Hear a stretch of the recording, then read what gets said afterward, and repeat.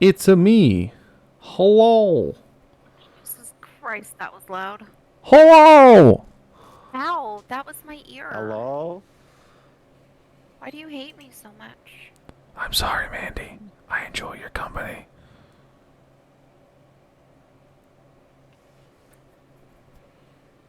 I mean, I guess I'll accept that. Why, thank you. Anyway, hi. Why are you so goofy? You know, that is the question on everybody's mind. All the It time. is. It's the question I constantly have with myself. Is Really, because it sounds like the question should be, what's it like with 5 gum? do you want some 5 gum? Wow. Yeah, it's been so long since I've seen that damn commercial, I don't even remember it. How about a big cup of fuck you, Salty, you little bitch? Damn. Oof. Oof. Oof. Oof. To me. He's mean to me. He's mean to you? Also, stealth, thank you.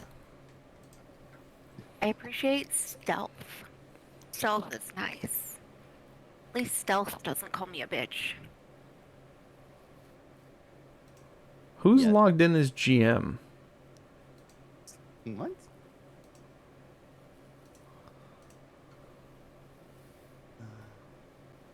Is someone logged in as GM? Yeah, I just saw them roll dice.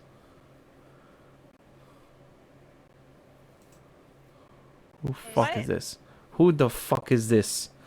Who the fuck is this motherfucker on my screen right now? I swear to Jehovah, I'm gonna kick his ass. The fuck out of here. Oh no, Thumper's back. Why are you... Why are you being so, It's saying that it's ASMR me? in my How ear? am I here twice? Explain, Owlbear. Explain. Let's not have another one of those nights. You're clearly... Listen, failure. Mandy. I've already begun to turn you into a weapon against the horny. Yeah, I know, and it's great. I'm so excited. Is I'm that so actual excited. excitement, or are you being a goober? No, it's actual excitement. Very Like, good. I am actually excited about it. Because if he didn't message me what he said, I wouldn't have thought about weaponizing the horny against him. But he started acting cocky. And as you know, as a dungeon master, if someone starts acting cocky, they must be punished. Also, KK, I see you. Why are you being mean to me? Princess? I don't know why she's been calling me the dungeon princess. I don't know where it started or why, but my feelings. My feelings. I don't have feelings.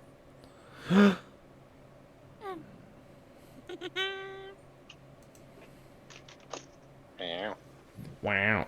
Yes. Brexus, are you streaming? I will be. I just got up a little bit late, so I'm still getting stuff ready. Fair enough. Is Rage going to be here? Is this the week that he said he's going to be missing? No, because he was here yesterday. Well, I thought one of the weeks somebody said that they were going to be there for the Friday session, but not the Saturday session. Oh well. That was me the previous week. And then I showed up. He Oh, did. yeah. He did 2 show weeks up. ago. He was here. And then you gave Mandy a tentacle hug. He did. Yeah. I'm your pretty princess. Why, thank you, KK. Oh my. Hi, Carly. Also, where the fuck is Salty? Right there. Yeah. Yeah, Bitch, he's right damn. here. The fuck? Finally, fuck. Did you not just hear his entrance? The majestic entrance of... No, I didn't. You see, here we Hi, stand. Stick. Hi. Here we stand Well, with all of Stick, our beautiful people. I've Once missed you. again. What's up, Stig? You see, where we last left our players, they were being idiots inside the mines beneath Far Reach. This is I their wasn't being an story. idiot last time. No, you were actually being relatively smart. You're being the good barbarian, the smartest barbarian. Alright. So, Is that like the big friendly giant? basically, I don't know where we are, by the way. So I'm gonna go over and up recap everything. Hang on. Hang on. Good, while you're doing that, I'm gonna eat tacos. Very good. Eat your tacos.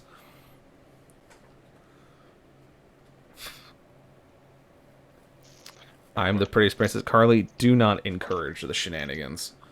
Cease. Cease. No, my camera please, is off. please encourage it. It is just the best. I You love are the the- encouragement. You are the You're prettiest. just- Do you guys princess, see Brian. my new shirt, by the way? This is my second of third new shirts. No. It just says bleh on it. Bleh. Like the death metal bleh. But it's a That's cat. Funny. That's great. Throwing up a rainbow. Yep. I like this person. They said their rule is chaos. Who said that? Oh. It's Carly. Carly is a good egg. She's a good mushroom. I mean, especially if their rule is chaos. Like, Are they Yeah. a mushroom or an egg? Those are two very distinct things. Both. maybe a Mushroom mushroom egg? A mush Get the egg. fuck Maybe. out of my head! So who has the brain cell today? Oh, apparently both of us. God damn it. Stop. Stop. I hate you.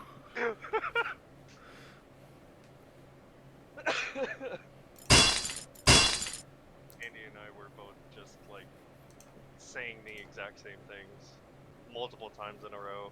Oh, Jesus. No thirst traps today. I don't purposely put thirst traps in my game. They just happen because I'm surrounded by horny people. That is not true at all, Burn. You are purposely putting a thirst trap in your game. No, Stick. At some Mushrooms point. don't belong on anything. You take that back, Salty. Also, No. no, I'd not put it in. I'm using you as a weapon, Mandy. That is a difference. I'm not putting you in to be like, I want you to go be like hot and eye candy. It's like, no, I need you to suplex the horny out of another player. That is your job. I think that's gonna happen. The only thing that mushrooms belong on are shirts and fucking posters. I'll die on that hill, I don't care. Disgusting. The horde's coming, Salty. They're cresting the hill right now. Realize it, but he's already been dead a long time. He's been dead for 4 weeks, but the army doesn't know. They're going to raise his house anyways. Marching over the hillside, screaming his name. You just simply hear them yell as they come over the hillside. But no, for seriously, now I got everything calibrated. It's gonna be wonderful. Get fucked in the background. No, here in the outskirts.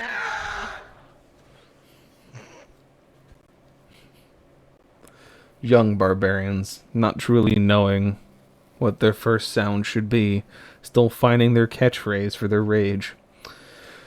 Ah, what a time to be alive for those poor barbarians. Any hoozle. So, I feel like most barbarians just say, like, I would like to rage. most of the time, yeah. Yeah, I feel So, like very few have catchphrases. so let's go ahead and get into the skinny bumpkins. Where we left our players off last time was the idea of having a new pneumatic arm for Tovar. He was given a choice of 3 cylinders to implement into his arm. Through multiple sounds of air wrenches, pipes being dropped, Stevens being yelled at, and wrenches being thrown, the arm was assembled. And once he was given it back and put it back on, a voice fell into his head a voice of a dwarf named Christian Hammersmith, who Kavral recognized, and that he also recognized Kavral. He spoke of that he was part of a group of geologists that were beginning descent into a large cave system beneath Farreach, just due to the east, where a dwarven settlement was once believed to have been there.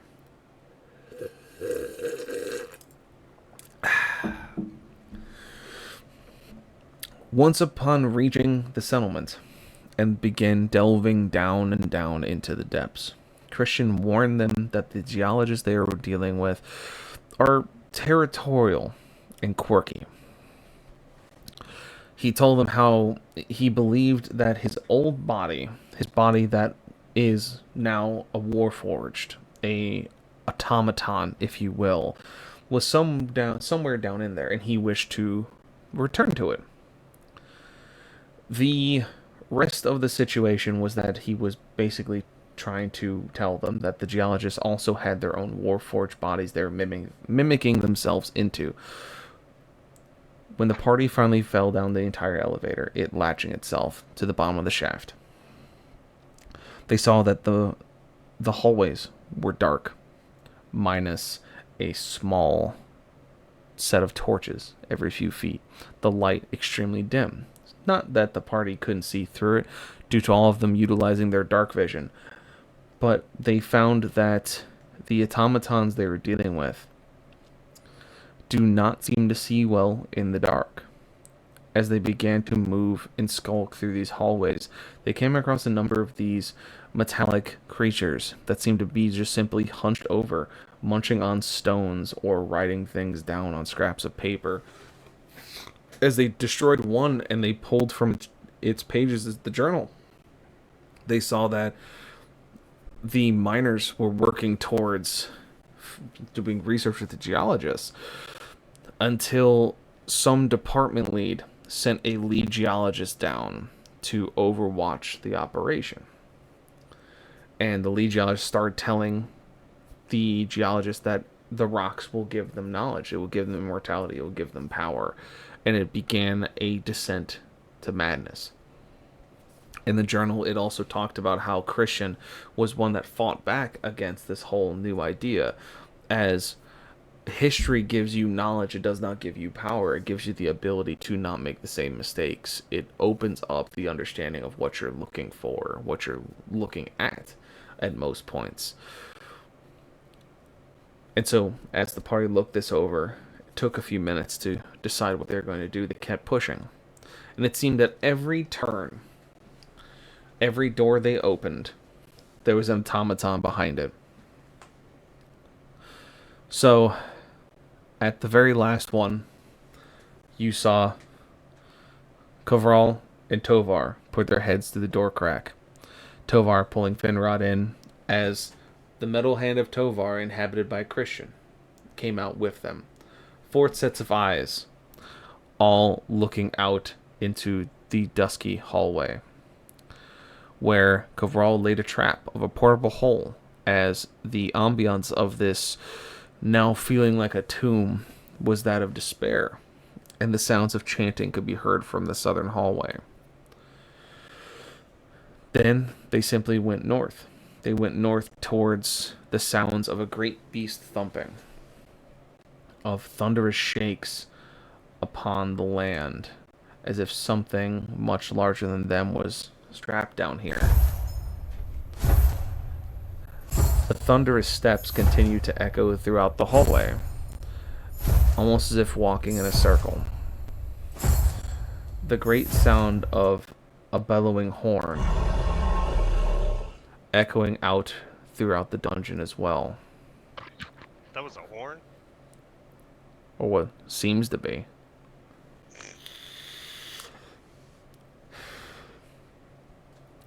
And they came across, face to face, with a large 20-foot tall automaton, something intensely in magnitude about it. Its arms seemed to have a massive mining apertures attached to both. One with a large stone axe, one with a large crushing drill, meant to bore through tunnels, chains draping its body, keeping itself tethered to the wall. As it simply stared you down and continued to walk. Once you laid eyes upon it, Christian perked up once again, speaking to you, and said, if I am to recover anything of my mind, we are going to have to reattach myself to him. And that is where we left off. So the party finds themselves staring down this massive creature as its body shakes and sways as the gears and hydraulics that hold it up continue to press on and hiss as the weight shifts over and over and over. You hear the words of Christian. You know that you have to attach the cylinder into this monster to hopefully reclaim its mind. But the question is, how?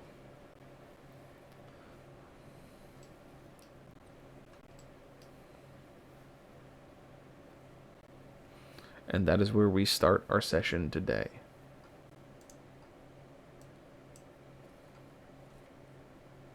Dun, dun.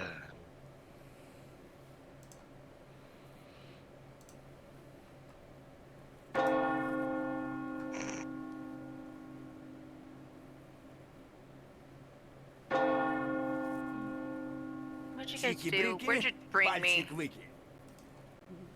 What the fuck is happening? You people brought me somewhere and I don't know where. I was sleeping. As you come to terms with where you are, Mandy, you feel an evil presence honed in upon this land.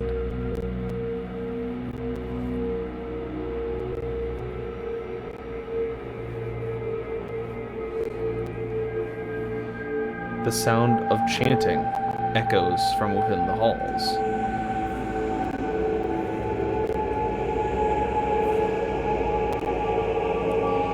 And you find yourself face to face with a monster made of metal and hate.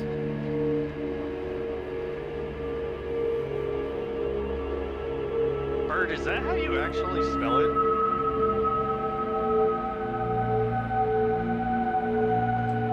This motherfucker muted eating some fucking cookies or pretzels or something. God damn it. How you spell what? Thank you for the biddies, Carson. Arrivederci? Arrivederci. Maybe? He's like, I don't know. Maybe 2 R's. We're close. Yeah, I don't know. Okay. So.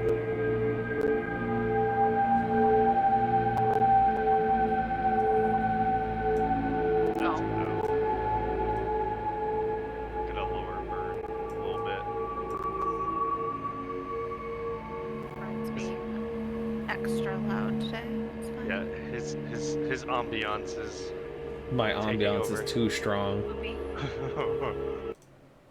I'm sorry, my ambience is too strong. I'm trying to set the mood so you guys can make decisions quickly. I was be over here being, sad. All right. So how do you guys want to do this? Where is a Mandy character? Not here. She's still in the haberdash of hibernation. All right. Oh, well, no. I want to I'm gonna pull use her an out real action quick. to take her out of the haberdash of hibernation. You do. Here she is, ready to fight. Fucking finally, Jesus Christ. It was smelly in there. It smelled like Tovar sweat. What? I haven't even been in there. Yeah, but you're carrying it. We also need a nosh. Alright, so then I'll take Rage off the board, and I'll replace him with a Nosh. Gosh. And I wasn't eating chips, salty. I was eating churro chocolate-covered pretzels. I said either cookies or pretzels. That is true. He did say either cookies Oh, or they said pretzels. chips. My bad. Tovar, See, don't you make me fucking- use the bell.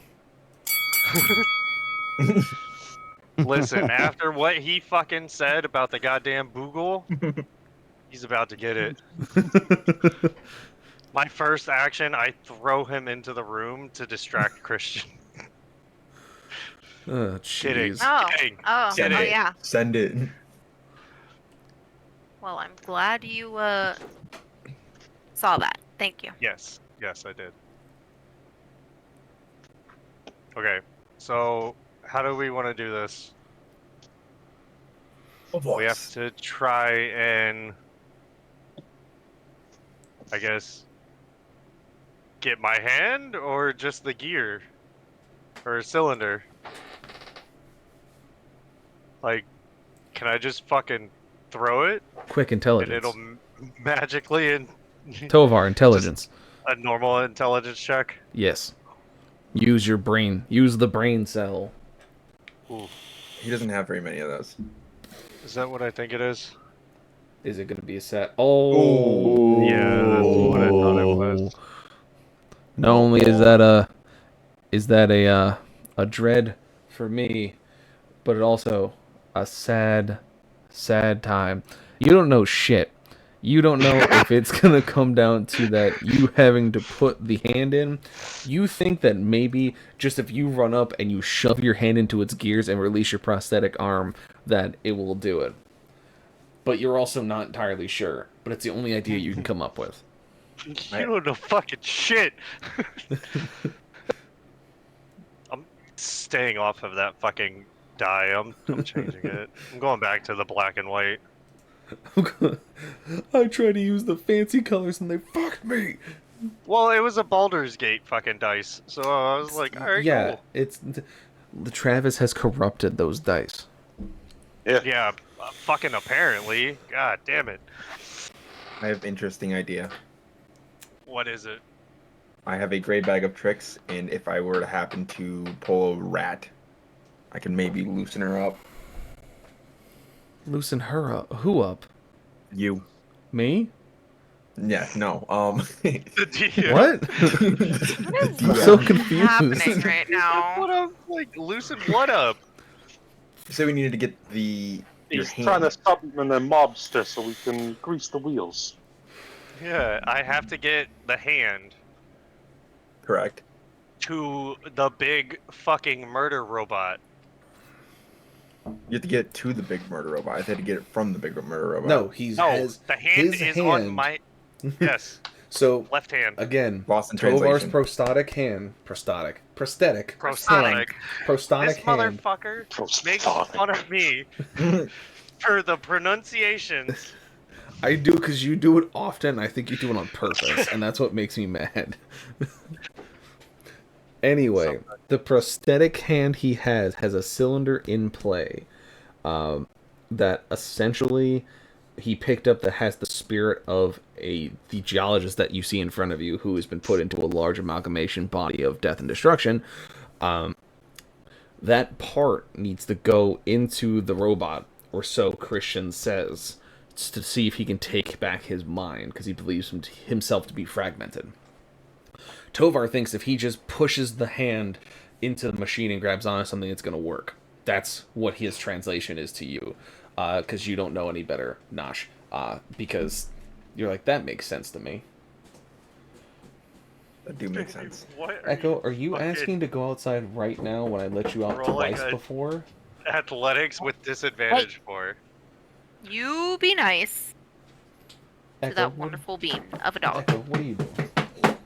Because I was Did you trying hear to her throw tail you. just like beating the shit out of everything Yes. in my office? Throw me? Yes. I tried. Throw To throw Tovar? you. And you fail. Bad You idea. try, you grunt, you struggle, and he just doesn't move. Like- Yep. Looks back at her like, Oh look, Phantom's banging you. the fuck Lovely. are you doing? Why are you touching me? You I like feel it like when I that would work touch better you. if it were like Don't Coverall or lie. myself. That's fair. What? Nosh? I said I feel like that would have worked better if it was Coverall or myself, rather than Mandy. Rather than the wimpy ass. Well, Oh, it's not even wimpy, but like you're also extremely tiny wimpy. Right. compared to me. Hefty. Like I'm still small to you, but Jesus. I'm comparable. Okay. Overall, do you have any suggestions? Or Finrod?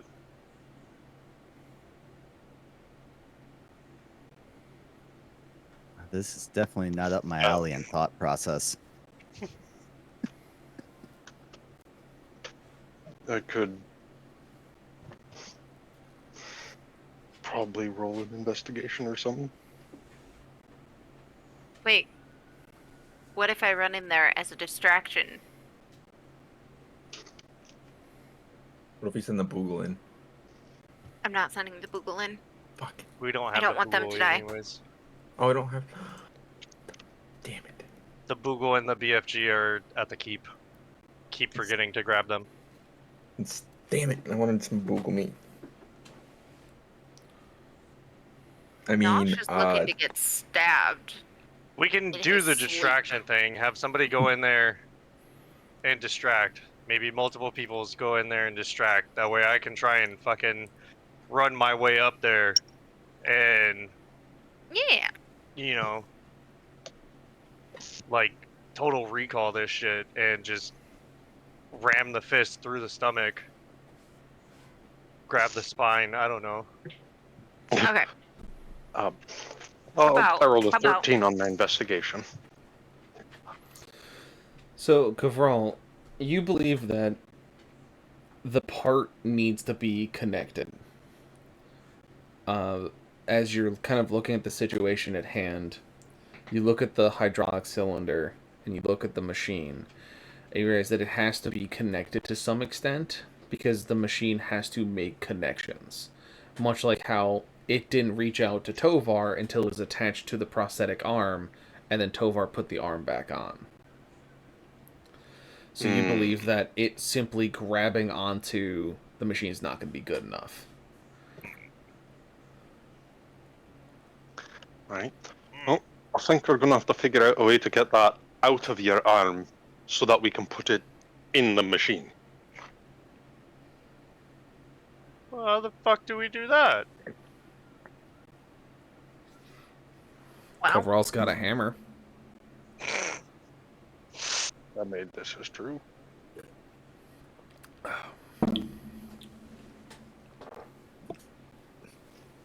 I have a crowbar.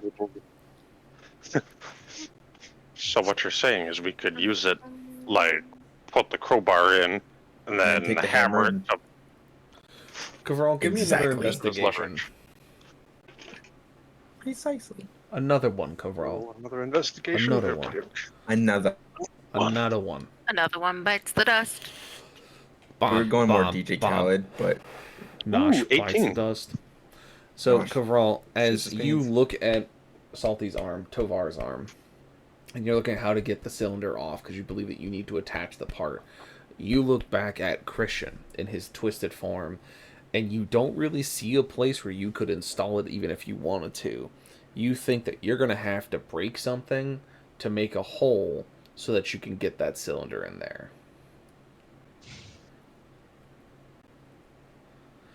And you're looking at the height and size of this monster. Oh, sorry. Don't touch my thing! Ready.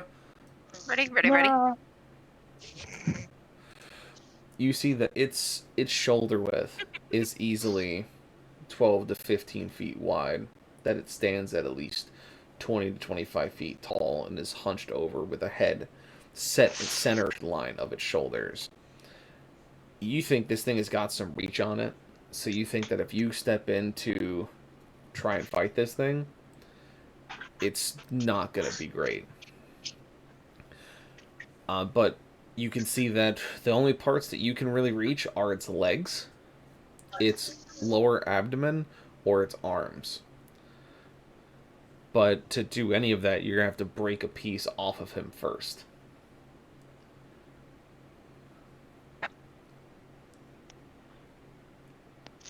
While not being lovely. crushed by the mining Hey. equipment that are on his arms.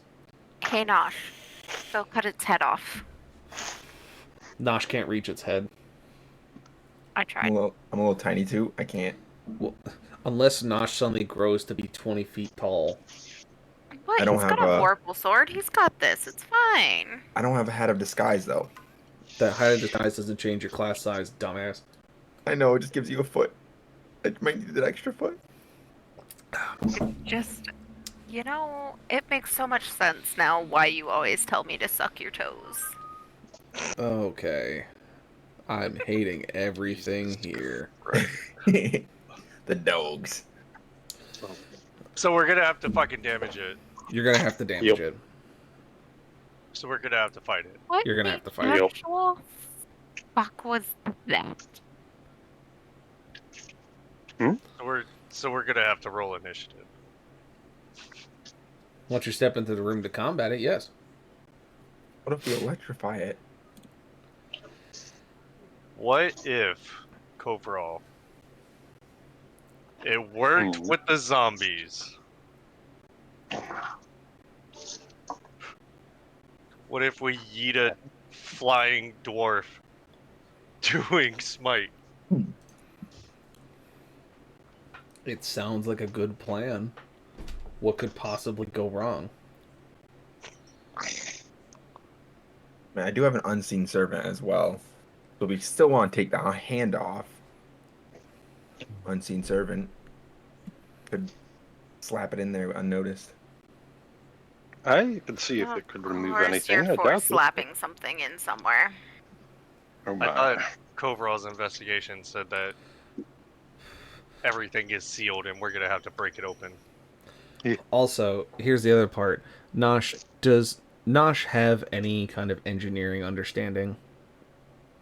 Oh shit. I don't. Then your unseen servant would not have any understanding of how to install a device into an automaton. Probably So, about as you- much knowledge as Tovar. yeah, basically. Like, if you asked your unseen servant to go put it in the robot, he would simply just, like, push it somewhere where it's not even connected to 2 points. It's just in there, like, jinkling around. This is true. That's what Nosh would do. So, it is now up to you guys how you want to approach the situation. What would Nosh do? Does Christian have any ideas?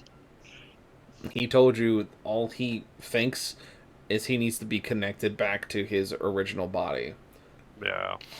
That's all he's got. He this is out of his zone. He's a geologist. That's fair. All right. Well, I don't know. what I if mean, I turn dwarf- into a boogle? Mm-hmm. And run in and distract him on the other side while you guys work on whatever you need to work on to get the thing connected.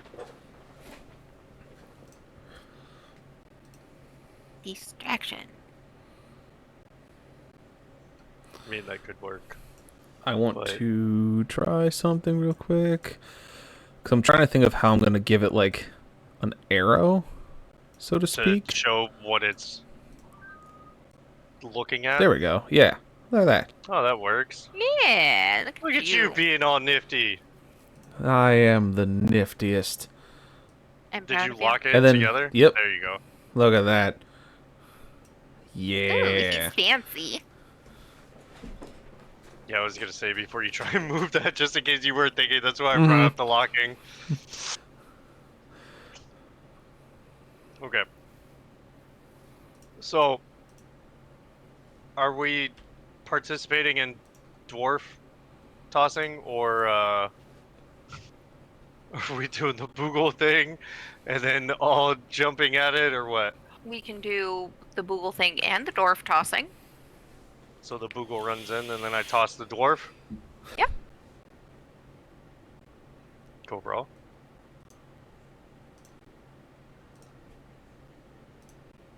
Whoops, I was muted. I was about to Oops. say, oh no, the Oof. dwarf died.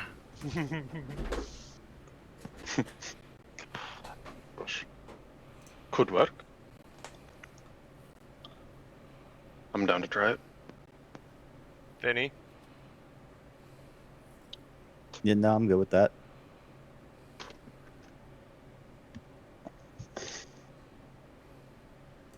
All right.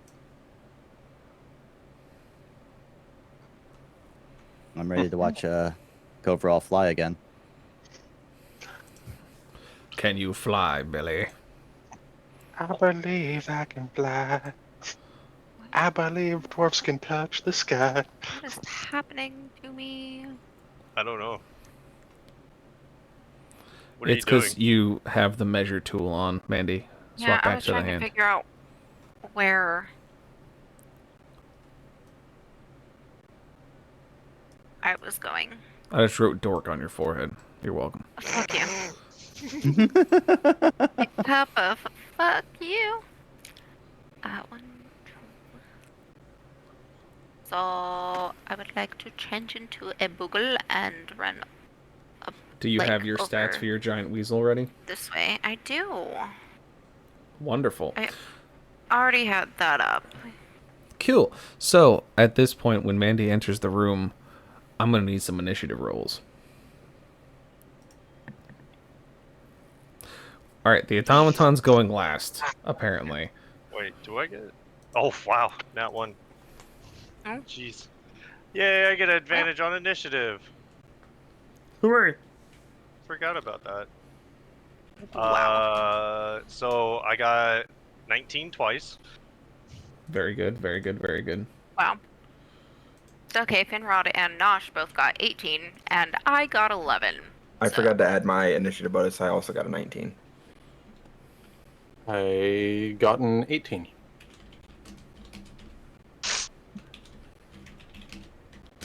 Why is Nosh? Rolling a custom instead of Yes. just clicking the initiative. 'Cause Listen, Yes. Because he's Don't a I'm a little listen me. goober. I'm a little autismo. Yeah, that's what it is. What?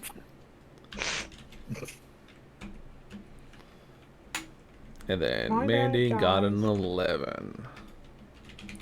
So, Yeah. since all of you basically roll before the monster, we can do one of two things. We can either stick to standard initiative plays where each of you will go in order, or you guys can basically work as a team and expend your actions how you see fit.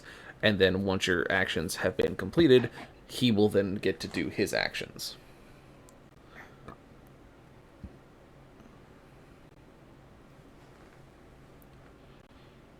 I mean, we need me to distract before we can. So would you like to do team initiative? Is that what I'm hearing? That's what I was going yeah. to ask them, but they're all Yeah, very that's fine. quiet. I'm I'm down to actually try it out. All right. I'm Sounds like game. it could be fun. So we're Cool. basically like Baldur's gating it. Basically, one side will go, then the other side will go, and back and forth and back and forth. So, at that point, then, Mandy, you're the first to enter the room. Go forth and do your actions, and then the rest of the party, you guys decide what you're going to do in turn, and just kind of make it happen. Okay, let's see. I am going to smack him. Damn. Jesus Christ, I need to go find a custom dice. Well, that's a 7, Nope. because I have +5.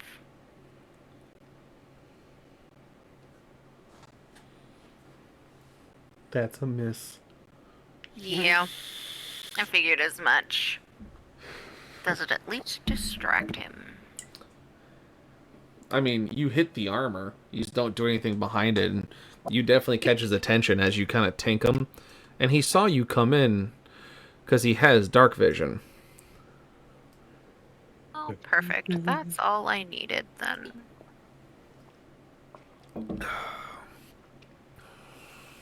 Alright. So we're gonna toss this dwarf. Toss the dwarf. Yeetus that fetus. Finrod, you wanna give me French toast. some motivational words? Give me an advantage on this athletics throw? I mean, or Finrock can just assist you with it and give you advantage on it. That's what I was getting at with the motivational I was words. like, Finrod's not a bard. He can't just say words at you. I mean, he can. May I do a little prayer for you now? I'll help with the throw.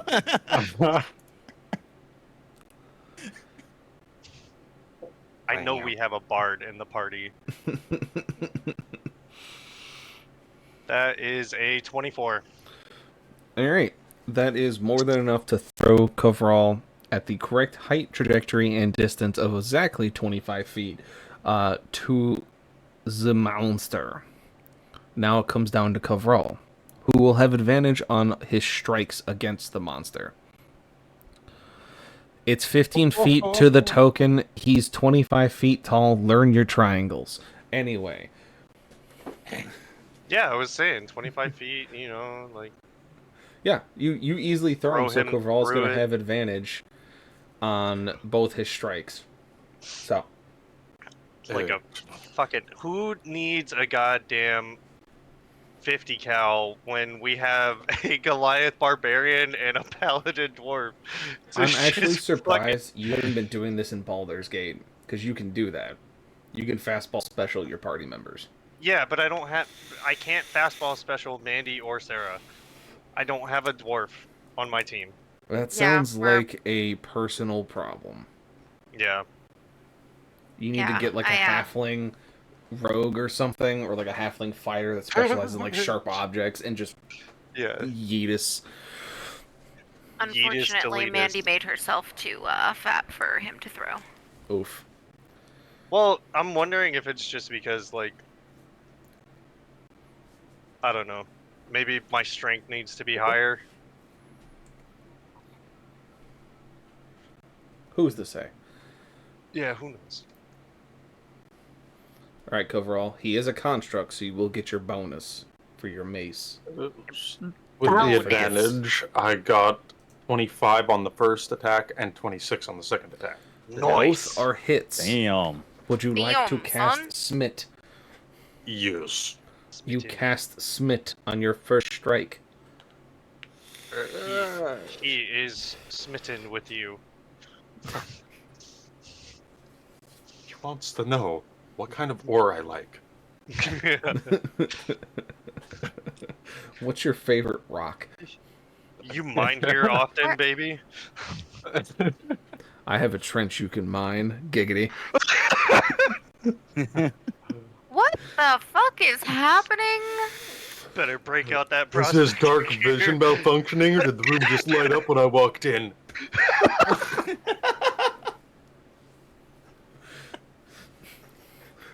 Other people are being hosed besides you, Mandy. That's what's happening. That's so not confused right my now. pneumatics malfunctioning. It's just happy to see you. Jesus. Oh my gosh. Is that a hydraulic press in your pants? I can't even finish it. Is that a hydraulic press in your pants? You're just happy to see me. You know, I don't know how I feel about you asmering that in my ears. Mandy, do you want to check on my pickaxe? What the fuck does that even mean? If you were a Like, that geologist, is you would know. Not sexy at all. To a geologist, it is. Yeah. Okay. Well. Don't worry, Oh, Mandy. yeah. We can keep the drilling going all night long. Oh my God. I could frack your coast, Mandy.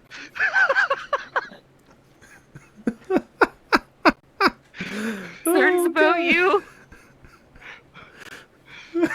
I'm so concerned. Alright, go roll damage and smite damage, please, before we go too deep and we lose ourselves. We'll derail our own campaign.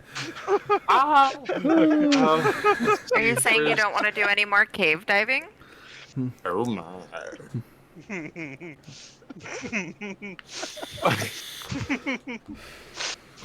Alright, no. some no. spells.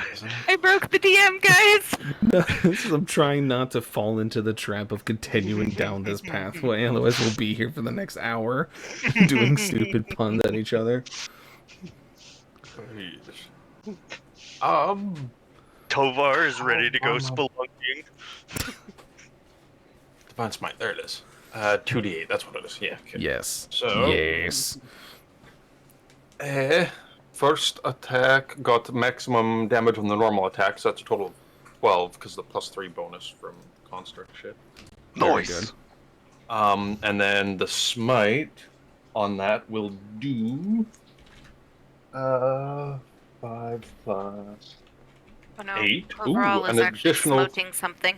13 damage from the smite. Very Nice. good. Very good. And then for my second attack,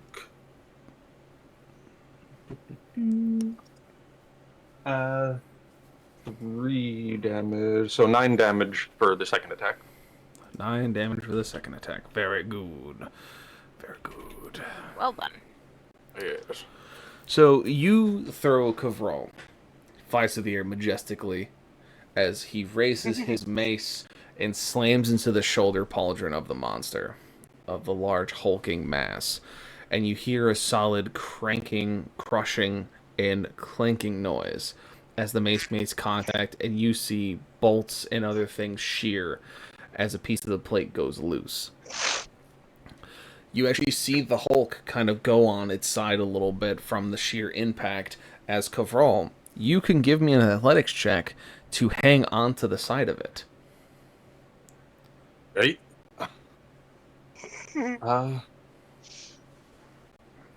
That is... No, that's advantage on being grappled. Okay. I saw the A on my athletics, and I was like, wait a second. Oh Cool. my goodness. That is a total of 16. So you're able to at least hang on to the side of it as a deafening bellow exits from the Hulk, its injuries becoming apparent in its shoulder as its war axe kind of comes down to the side as it tries to rotate the hydraulics, hissing and steam exiting from different hoses. You feel like you did a good amount of damage to it, that you definitely hit it in a part that's vulnerable, but maybe not enough, but at least it's a good start. So, overall, it's your actions, Mandy actions, Tovar. Do you have any bonus actions you'd like to use or movement?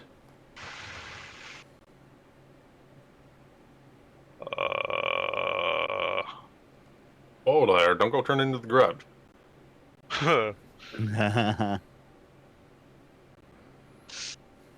So that was using both actions. You get one action, it's just you get to attack twice per action. Oh yeah, that's fair. So use your action to fastball special the dwarf.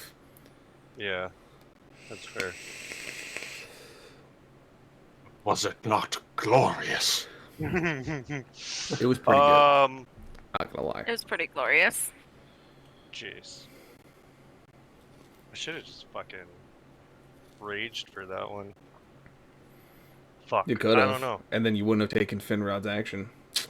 Yeah. Oof. God damn it. Hindsight's Hindsight. 2020. Yep.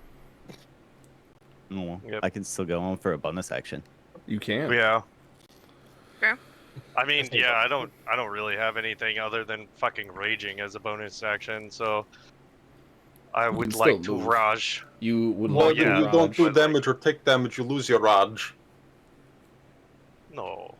at the end of the Yeah, next it's turn. not- Oh, at the end of the next turn. Oh, sorry. Yeah. My bad. I thought it was Basically, at the he end has of to your- have. So, he basically did an action that would cause damage by proxy, so I would basically let him have it. Fair Uh, enough. in Raw, as rules is written, if he doesn't deal damage during his rage period, it would end, but because he technically did an action by throwing you, it technically counts. Fair. a lot of technicalities. So he's like 25 feet in the air, right? Who, Kavral? Yeah, Yeah. essentially.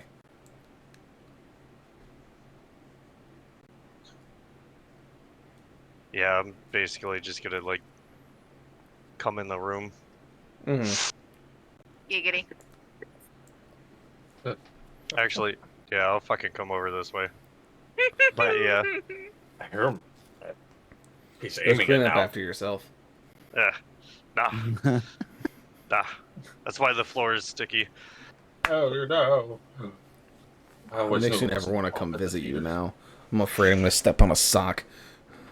Thank you. Oh boy. Love you too. Listen, I already did it when I went to check on my brother like 3 weeks ago. He's 21. Okay? Ew. I went That's to check on him disgusting. because my mother asked me because he lives in an apartment attached to her house. Apartment with quotation marks. I stepped on something that cracked and I thought I stepped on glass. I looked down and went, nope, I'm out of here. Just Homie, turned pick around up your and- dirty socks, man. Gross. I mean, Oh, yeah, if no. he listened to my streams, I'd have you all berate him. Hopefully that would make him change his tune, but he doesn't, so it doesn't change anything. Yeah, Child. but yeah, He's a goob. But yeah, so you move into the room and you rage. So you'll be Yes. continued raging. Finrod, you move in. Bonus actions, what you got? Flurry of blows. All right, roll that flurry of bros. Do it. Bros. Flurry of bros. Flurry It's a of bunch- bros. You're throwing a bunch of chads at the wall. A 19 and a 24. Second one Nice. hits. Fuck. Seriously, I was just like, What, a 19 shit. doesn't hit? Nope. Nope. For 6 damage. It's damage. You did it. You punched it with your Damage. hams. Do you have any bonuses because you're fighting a construct because of your gauntlets? Oh, wow. I don't Would the think flurry you of do, but I'm blows gonna ask. technically work? Yes, You're I do. using Actually, your it's a 2 hands. to hit. So, oh yeah, true. So that'd be a +2 to that. So that would actually be a 21. So your and a first one would hit 26 then as well. Nice. Sweet. So the gauntlets will work on that too. All right, 8. 8. So 6 and 8, Wow. so 14 in total. Hot stuff.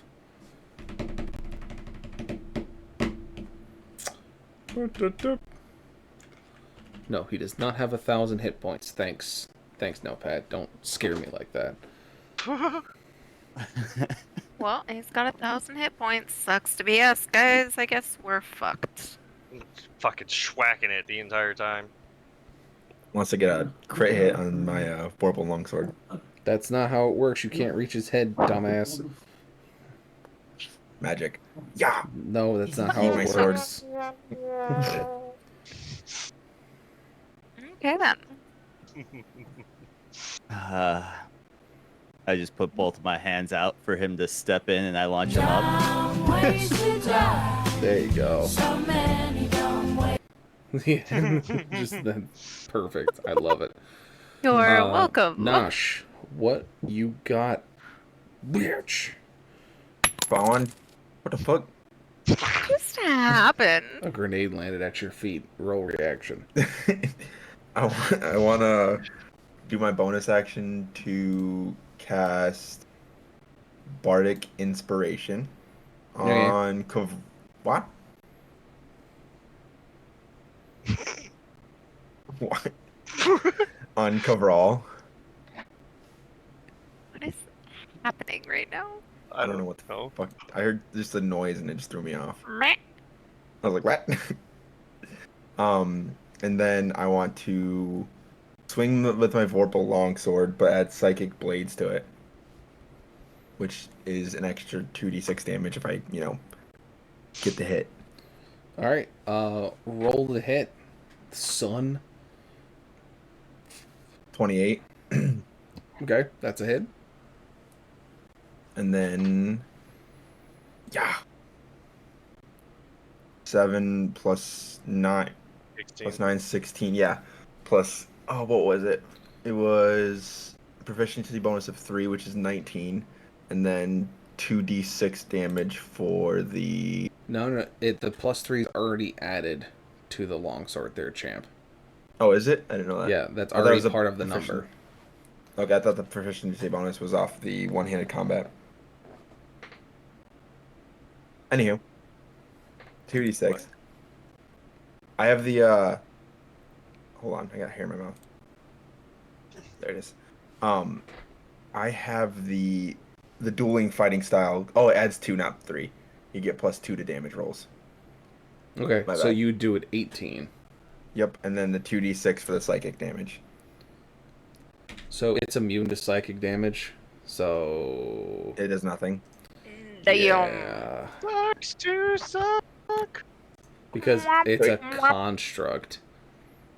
Right. So 18 damage then. Yep. So I got the damage Thank you, calc.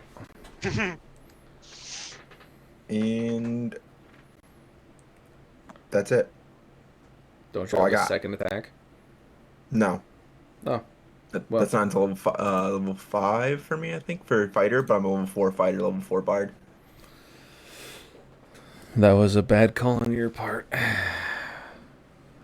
Big oofs all the way around. All right, so at that point, that's everybody. So now it's Christian's turn.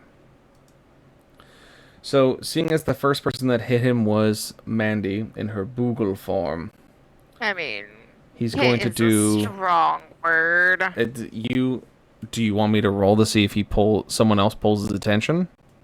No. Are you sure? No. Yes. Okay. I knew what I was getting into. I was being a distraction. I did my job. So, he reaches back the arm that was damaged by Kovral, and you see him kind of start to rotate his waist, and then swing the axe all the way around him in a wide berth.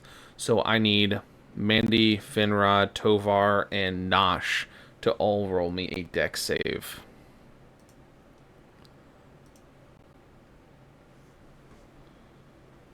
Oh. 8. 19. 20. I don't know if it'll help, but you will get +1 to all of your saving throws because I think you're technically within 10 feet of me. Yes, they all are.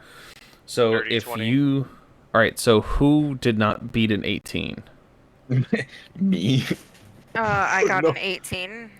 All right. So if you meet or beat an 18, you can't hold up your hands because you're not at a table. But just keep it in mind. You will be taking half damage. The person who did not beat 18 will be taking full damage of the next roll that'll be coming across the screen. Oh. Well, 32. So, Nosh, you'll be taking 32. The rest of you will be taking 16, minus Coverall, who's attached to his shoulder. Therefore, Rip. out of range of the axe. Jones endurance. that puts my giant weasel hit points at -7. So, Mandy, because you wild-shaped into a whistle, you got dropped to essentially -7. If you got knocked to -10, we'd be having a different discussion. But what happens is that you turn to 0, you get knocked back. You will be stunned for a round. Someone can come get you and pull you out, but you will be stunned on your next turn. Did you say 13? Yeah, that is. I said 16, so it'll be if you roll the 10 plus whatever bonus you have. Okay, so 10 plus I'm raging, so that's already halved. So that's 8. Yeah, so you negate it. Yeah. You Homer did it. picks the axe and goes, huh? What? Not today, What? bitch. Yeah, so Tovar, you don't take any damage, but yeah, so Nosh, you take 32, Finrod takes 16, Mandy, you Turns take around and catches 16. it between his buns of steel. His buns of steel. That's what I did. I just turned around and bounced it off my ass. But yeah, Mandy, you will basically be stunned for your next turn because you basically got knocked out of wild shape.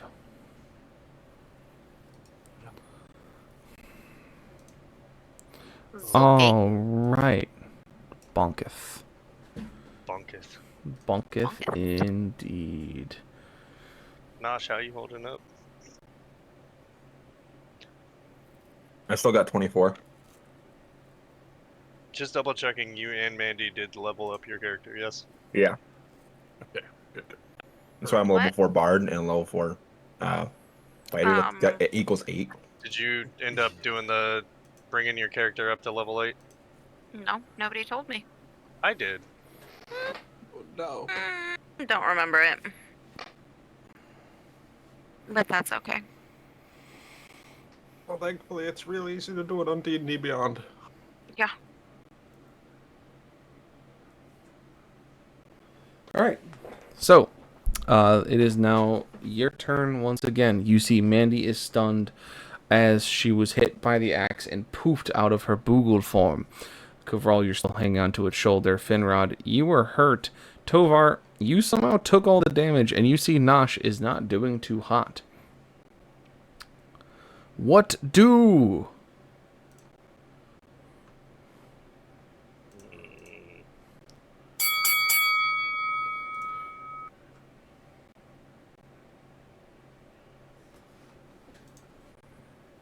Want to get Mandy up before she fucking takes like a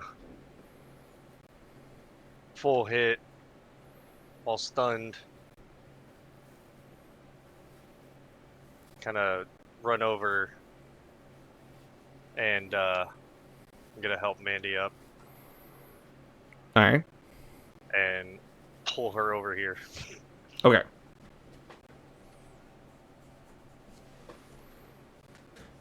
And then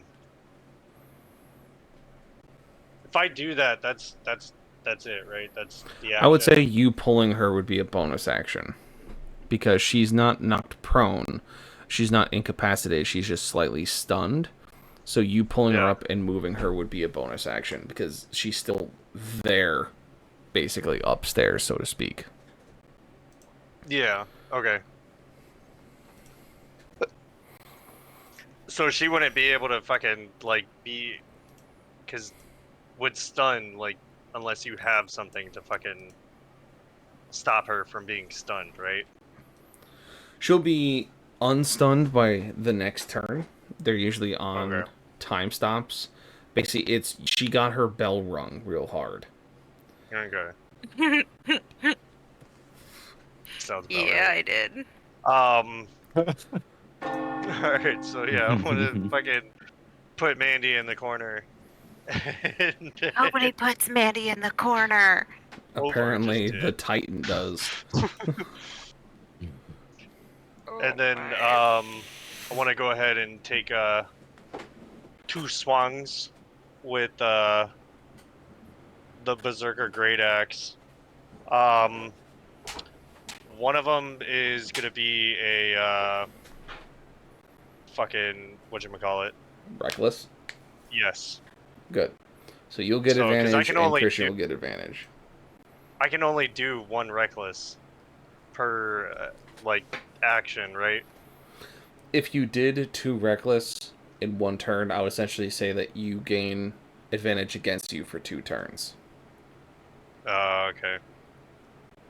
Basically, Yeah, no, are you I'll going just- for high risk, high reward situation? Yeah, I'll just do the reckless attack once. Okay. And that's a roll. Nat 20, baby! There you go.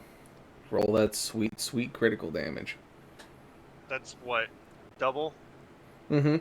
It'll do it for you. Oh, okay, yeah, I see.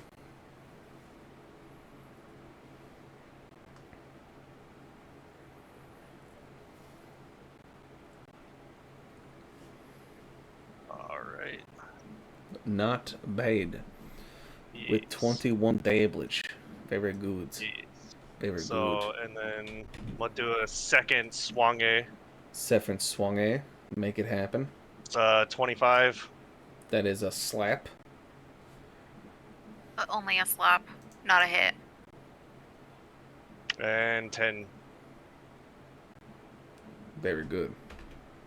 Jeez. Very good. Does it take into consideration the fucking rage damage? I don't think it does. It doesn't, so that would actually be 23 and 12, so it needs to take 4 Yeah. more. I don't know why it doesn't when I fucking click Yeah, on the thing. Because it's all coding. It doesn't. Yeah. Because it's just weird coding nonsense. It's fine. Yeah. But yes. So Alright.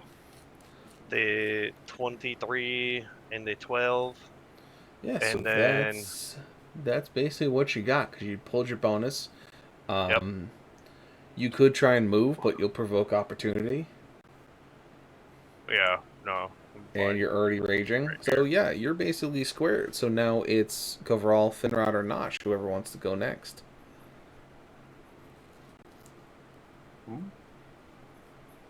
I guess I'll Finrod. Go, bro. Finrod, you can go first. You're down below. Alright. Yeah, I moved at least because since we're all doing it at the same time to go to a flanking position behind them. Mm-hmm. So will that give me advantage when I hit? Yeah. It will give you advantage because you are flanking. Alright, and I'm gonna go and hit with the gauntlets. Very good. What's That this gives me a fucker's range? 20. His range, probably the full room.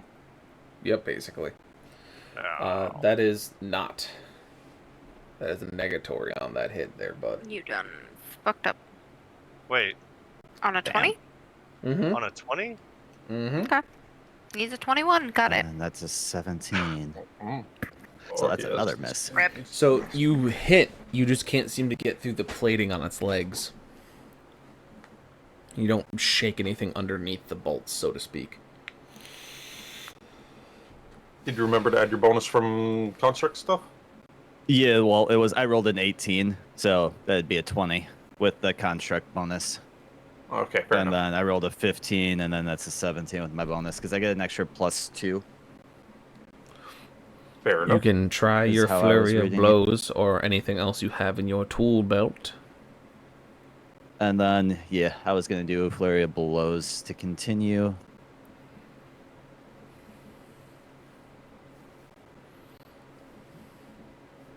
Just going to hit rolling on this. Yep, that is a That's hit. 24. And then this one is a That 23. is also a hit. You came through that flurry of blows there, bud. You done did it. A flurry of blows is going to save my life. Hmm. 9 and 9, so 18. Very good. Nice.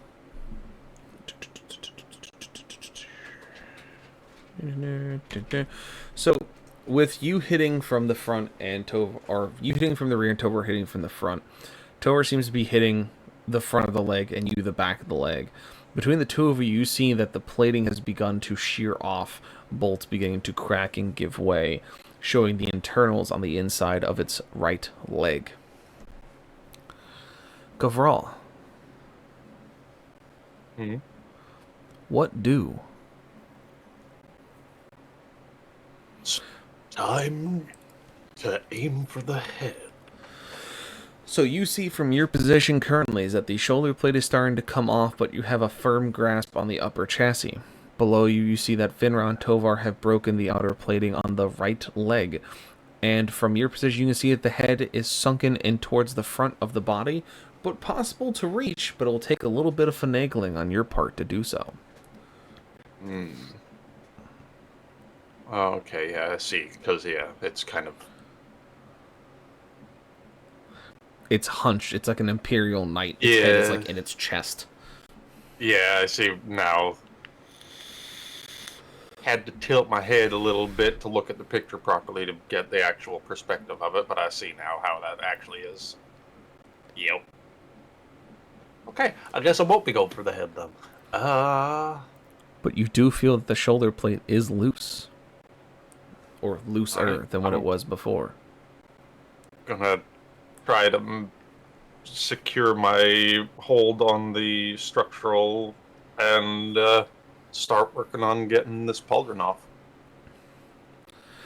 So give me a perception check really quickly before you do that. Walk a dog, which is at advantage. Ho ho! That is a 20, dirty 20.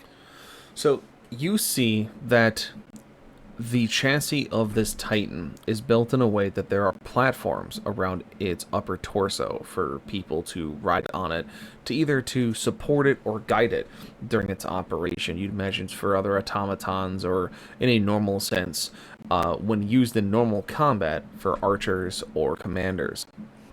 And you can see that one of those platforms is beneath your feet.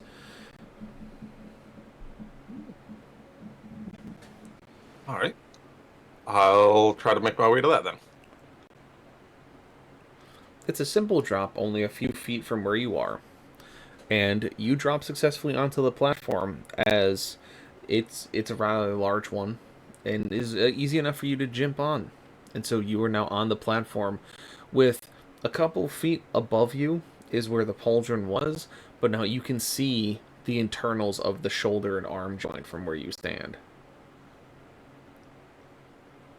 Ooh, I can see the inner workings. Oh.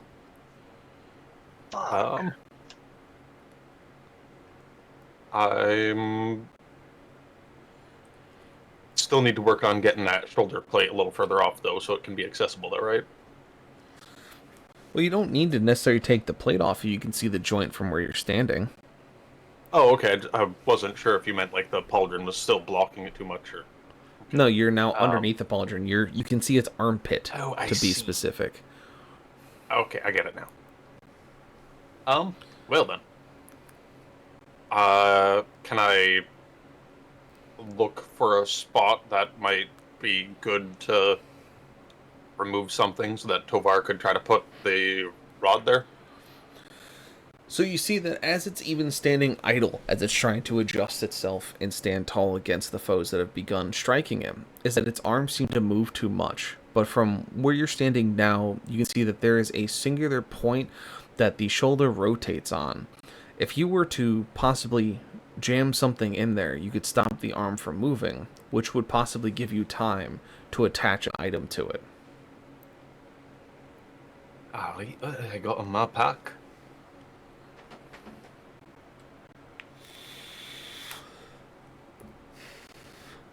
Oh, old Morning Star, you served me well. I take my old Morning Star out of my backpack and I try to jam it into the armpit joint. Roll me athletics.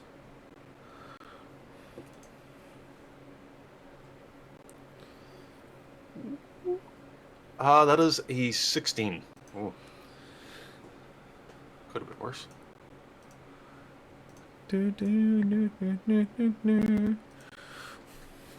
So you jam the Morning Star in, and you are afraid of what may happen once you get it in there, if it may snap, because even though it is a Morning Star and it is made of hardened steel, this creature is made of steel that looks to be harder than whatever you have, or even more so of dwarven alloys. And so you shove it in there, you're hoping for the best as you just stand on your tiptoes and you shove it with all your might into that shoulder joint. And as you do so, you begin to hear screeching and creaking as the joint tries to move around it and can't. And Tovar, you see that the right arm of the machine starts to go stiff as you see Kovral underneath of it on a platform shoving a Morning Star into the hydraulics. I look down and give him a thumbs up. I return the thumbs up. Fuck it. Can I see anywhere that I can connect? So you see some holes in the leg as the plate is coming off, but having no real mechanical aptitude, you're not sure of where this could go, or even if your original thought process of you simply shoving your mechanical hand into the machination of this Titan would do you any favors. And so it looks to be the only person that can help you out in this situation is Nosh, as he has free hands left during this combat phase of you trying to stop it from striking Mandy. I do be having some free hands. So now, Tovar, you seem to find yourself with a choice. You now see Kovral on the platform beneath his shoulder as its arm begins to stiffen. As you believe that Kovral would have the knowledge and aptitude to install whatever is necessary. Or, as Nosh seemed to have the same idea as you, as just shoving your hand into the joints, you could give your arm to him and have it shove it into the leg as you were trying to stop it from moving forward. So what, I either throw it to Kovral or I throw it to Nosh? Yes. Can I throw it to Nosh to throw to Kovral? That would be up to Nosh to decide. I do have better line of sight of coverall than you do. Yes. I would definitely do that. Yes. Yes. Yes. Yes. I don't trust him. Nosh, roll me wisdom. Hot potato. Wasdom. Wasdom. Wasdom. Little wasdom. 11. So you have the basic reasoning of when Tovar basically throws it to you and says toss it to Kovral. Even though you see the opening in the leg of the automaton, you go, I should listen to Tovar this once, and you throw it to Kovral. You want to do athletics since he's so high? Mm-hmm. Go for it. Alright. I have a high bonus in athletics, so this better be good. 13. Just barely, you're able to throw it up to Kovral. I have a high athletic, so this better be worth it. 13. You underhand it, but the prosthetic arm is heavy and unwieldy to you, as it is significantly larger than your own arm. As you just kind of underhand it towards Kovral, Kovral hanging onto the railing of the platform, reaches out and is able to catch the arm and bring it in. I'm just imagining Nosh like grandma tossing this fucking arm up Basically. there, like, oh. Just, come on. Get up there. The only reason why I caught it is because it flipped him off halfway through, and I caught the finger. I caught it by the finger. Damn you. As you And then- toss the arm through the air, you hear, "Don't you fucking drop me, you goddamn dwarf! Do me a favor, I'm your kin!" I know. I don't plan on it. And Nosh, you now have a bonus action to spend as well as movement if you so wish. Yes, I was going to stay what I'm at, but heal Mandy. Okay. Mandy herself did not take dabblage. It was her wild I shape was about form to that say, did. I Oh, her don't- wild shape form. Okay. Yes. Yeah. So I don't maybe need healing, homie. heal Basically- thyself. Heal Yeah. thyself. Heal Heal thyself, thyself would be Indeed. smarter. Listen, for once I'm being a team player, guys. Jeez. My bad. I try to be a team player and it's the wrong time. Sue me. I'll take 11 health. Yes, that is good for you. Hey, are you- I'm not a noob. I was trying to be a team player. I Mandy. know. I was trying to be helpful for once. Nosh the Seaborn here. Nosh the Seaborn. So, So no. the monster Nosh with Seaborn. one arm free. And What you gonna do? me? Nosh, continue. You were Oh, saying my something. bad. I know you were saying something. I was going to use my action surge because I have one of those to take an additional action, Uh-huh. and then I was going to strike at the leg of the automaton. All right. Roll to Oh, strike the that's leg. fine. Roll to I was strike. trying to figure out why the fuck I had advantage on my initiative rolls, and then I remember Feral Instinct. 26. That is a hit to the leg.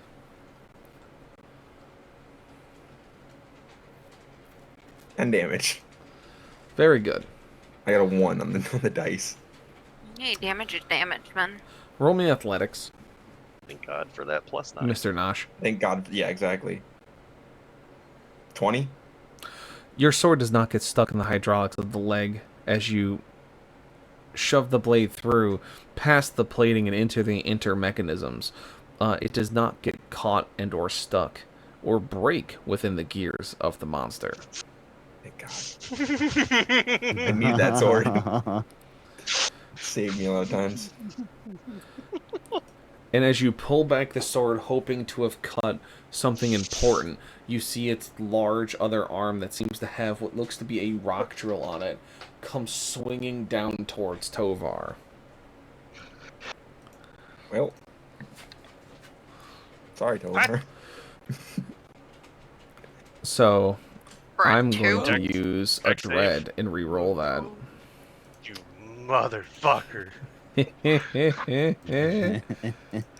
Because I'm a bastard. Take your damage, you wimp. It's Wonk. half anyways. Get the fuck.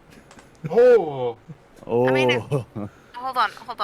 It's half anyways because of the rage, right? So, that is not only a critical, it is also a lot of damage. So, let me just take a look at this real quick. We're going to roll a quick You said percentage it's, die. it's falling or it's attacking? No, it's attacking you. God damn it. Sorry, Tovar. It could move faster next turn. It's not useful. It's stuck in a fucking room. How does dodging work? That's when things require a deck save. It will have the damage more so.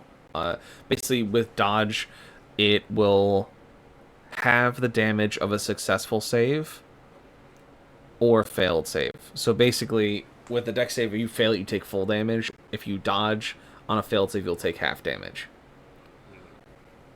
But you basically have to be like, oh, he's doing a thing. And you'd be like, zoop, zap. Okay, so we would just have to, like, say... I'm taking my I wanna action to dodge. Yeah. Yes. Okay. So that is the first set. So that is 10, 37, 47 plus 6, 53. And then give me a strength check. So you'll be taking 26 damage because you're raging. Then I need a strength check from you. Nat 20. nice. So you're not knocked prone or thrown across the room by the hammer strike. You just kind of take it and you hold your own as your feet crack down into the stones below you. But you all feel and hear the sound of the impact. And as it How comes much down, damage was it? 26 to you because you're raging.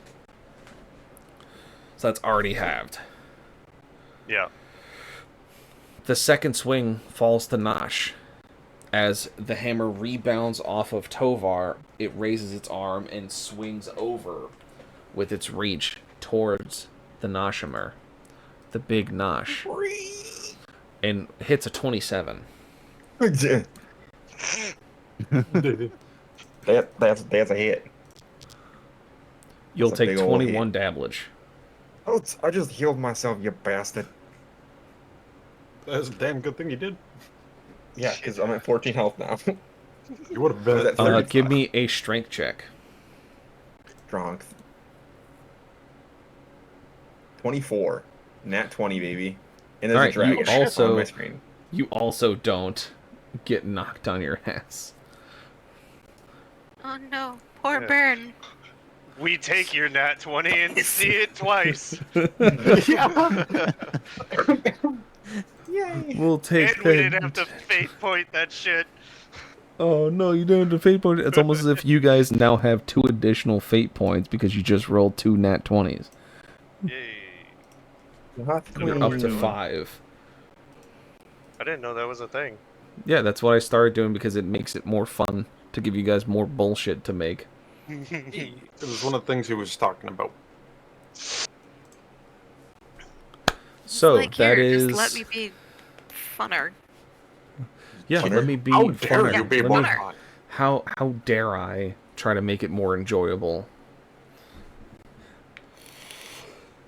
But the dredge points are only with biddies, right?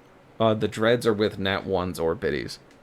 Damn damn it! I'm sorry, guys, for the one that I added earlier. Oh, The That one was that I your one used that to got hit punch with you it. for 56 damage. Yeah. It's okay. Hey, at least I was the one who took the damage, Mandy. I mean, that is true. Yeah. So that's the creature's turn.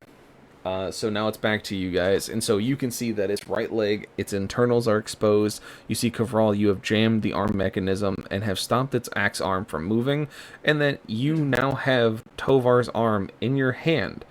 Finrod, you see the same from the leg. Nosh, you thankfully did not break your sword while plunging it into the internal mechanisms of said leg. And Mandy, you are no longer stunned. So what do now, Cheerios?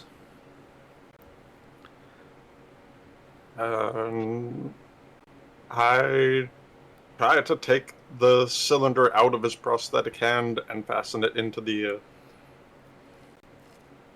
construct. I'm gonna need athletics from you there, bud. Because You have Thurlby put that bitch in tight. you have bardic inspiration. There, I have bardic inspiration. Is that 1d6 extra? Yes, Or sir. 1d6 Excellent. extra. Thurlby likes to make sure his things are nice, teedy, tidy, and tight. I like it tight. Can I technically use the Howl of the Wolf King to help him as well? Technically, yes. Technically, yes. That would give him another D8. Okay, that would give yeah, me you another got D8. Oh, shit. additional 1d8 on that. Give us And that 1D8 that's is actually- persistent. And that 1d8 is everybody. Yeah, that's so everyone now has a 1d8 to use on their next attack or saving throw, and you will not lose that d8 until you make a successful attack or saving throw. Okay. I want to hear you howl. Give us a howl. Okay. Suck my dick. Oh. Oh, If it makes you howl, I will. I don't have to use the. Like, I can choose to use it, or do I have to use it? No, it's persistent. The- So if you use it and you fail whatever you're doing, you don't lose that d8. You will lose the bardic, because the bardic until he gets a high enough level doesn't become persistent. But the one from Tovar's Wolf King ability is persistent. Oh, okay. So you can use it or because hold it. I've already. Oh, so I can hold it. That's what I was. Okay, cool. Because I got a 22 in total without the wolf howl thing, so I don't think I need to use that. All right. So that is to try and pry off the cylinder. So you go to wrench off the cylinder, and you just pull with all your dwarven might. You feel your muscles flexing underneath their armor as you are putting everything behind you to rip this cylinder off. And you just keep pulling. You are red in the face. Your beard is going from curly to straight from the stress. And you're just... And with a pop, it comes off. Unfortunately, the cylinder came with the front of the prosthetic arm, so you're holding the prosthetic arm in one hand and the cylinder with the paneling it was attached to underneath of it on the other. So you're technically successful without using tools. So you did it, but now you're not sure how you're going to attach it since it has stuff in the bits that would be attaching to things.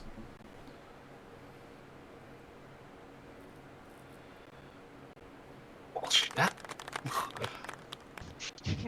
So you rip the cylinder off the arm, but now how are you going to attach it if it's got shit in the holes?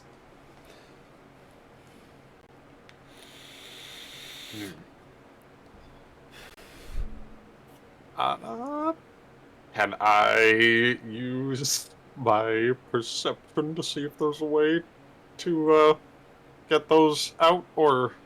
Yes. Yes, you can. Cool. Okay, so 23. So you take a look at the cylinder in your hand. You kind of... What do you do with the prosthetic arm? You just like throw it off because you're done with it. You're just like, Fuck this. I throw it towards Tovar, yeah. I mean, I don't know if I can see him from where I am, but I'll throw it in his you direction. throw it in his direction, Tovar. You see it clank across the ground like skitter from the inertia. It's gonna. I was about to say, is the robot gonna step on it? Oh, we'll wait, find oh. out. Oh, After these jeez. messages. After these messages, after this this message from our sponsor. So you now, cylinder hand, you take a perception check. What was your result? Was it 18? 23. 23, thank you. You look and you suddenly realize you may have overthought Thoroughby's design, as it was just wing nuts holding it onto the arm. Ah, excellent. I You I just removed- undo it, and you now have a free cylinder as the paneling falls off and clatters onto the platform that you're standing on. Alright. Am I still able to try to put it into the machine, or have I done too much? You believe that you may have found a spot for it. It's gonna be you trying to get it in there that is going to be the challenge. Yes. Okay. Is that something I can attempt, or have I already? You can attempt it. It's Okay. what it's going to be. Is it's going to be an intelligence roll. Okie doke. Just straight intelligence roll. Yes. Okie doke. Okay, so I have a weird question. Why is the portable hole just sitting in this It's a corner booby over trap. here? Coverall made it last session. Yeah, make sure that nobody can sneak up on us. Got it.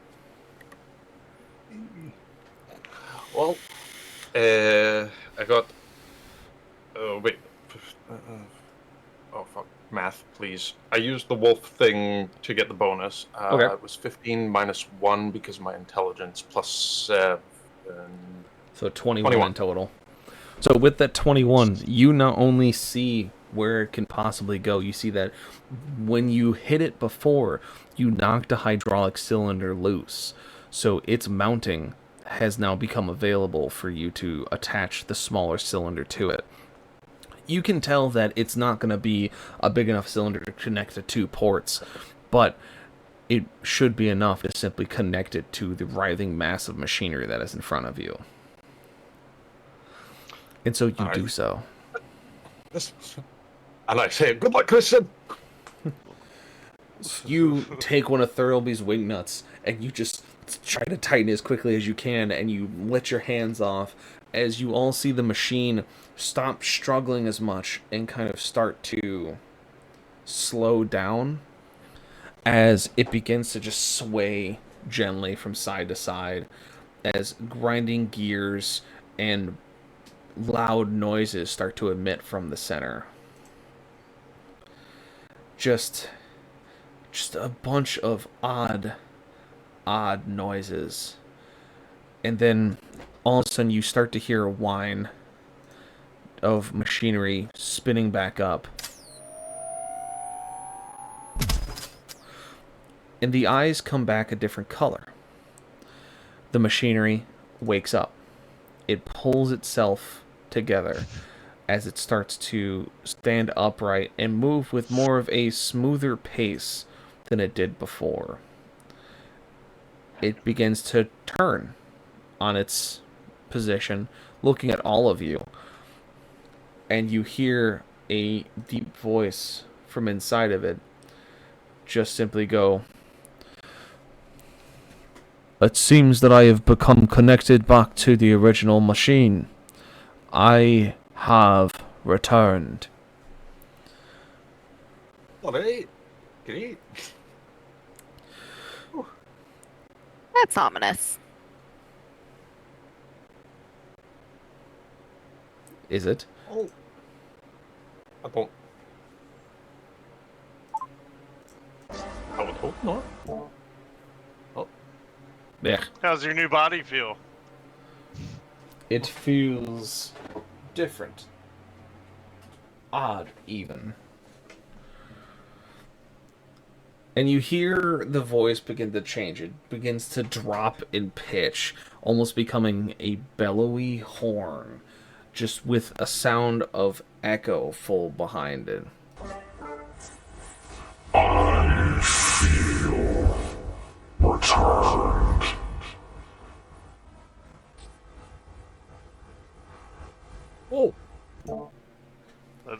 good. I love it. He Love that begins sound to for you. turn towards the hallway you entered in. His eyes set on a room that you cannot see. He looks to all of you and motions to you, Kuvral, to remove the Morning Star from his shoulder and to hop down the ladder that goes by the back of his leg to the ground from the platform you stand on. Alright. I retrieve my Morning Star and scramble down. Can I grab my arm? Yes. Okay. Don't forget that. Can I heal Nosh? Yes. I can back heal on there. myself. I You can heal do both. myself. Well, I'm gonna cast a healing word at level 4, and it's bitch. Heal yourself, noob. I don't need to be healed. You do. So take the 12 fucking points. I would also like to cast Cure Wounds Okay. at level dose. Roll the dice. You know the drill. 13. So 12 and 13 is 25. You gain back 25 hit points. Good man. Thanks.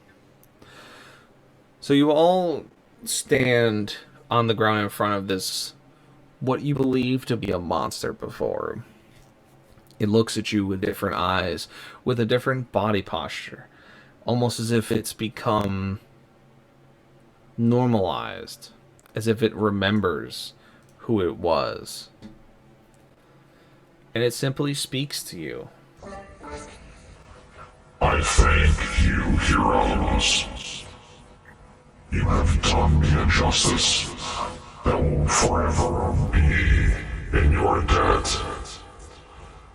I have a score to settle. Go to the room to the west. There is something for you there. A gift from a fallen geologist. Now I need to settle a score. You see him bring himself up to bear as he motions for you to step away from the doorway into the sides. He seems to rotate the joints, and he begins to walk forward, swinging his axe arm from the ground up, breaking through the stone and everything behind it. And you see him begin to bore a hole to the south. The impact noises of his drills, of his tools, of his feet barrel down through for what seems like a few minutes until you don't see him anymore, and the sounds begin to dissipate into the echo of the chambers. The last thing you hear, I have come to avenge the fallen ones. Even in death, I still serve. the sounds echo throughout the hallway as the impacts stop. You hear the breaking of a wall, the screeching of metal. The sound of chanting in the chamber ceases as voices are heard scrambling for answers. None are echoed. You hear conflicting voices back and forth between that of what you believe to be Christian and one that you believe to be possibly the lead geologist. But after a while, the sounds stop. The grinding of metal and breaking of stone lead to an unnatural silence. I'm sorry, what was that? Unnatural silence. As if something just took the air right out of the room you were standing in. You hear the blood flowing through your ears, your heartbeat, everything floating in between. But for once, you don't feel fear. you feel something odd, something that you can't put your finger on, as you feel like you've done something well, but you're afraid of what you sentence. You would call a friend too, as now you believe that Christian is just trapped in this body, that he will not be able to escape once again, but at least for now.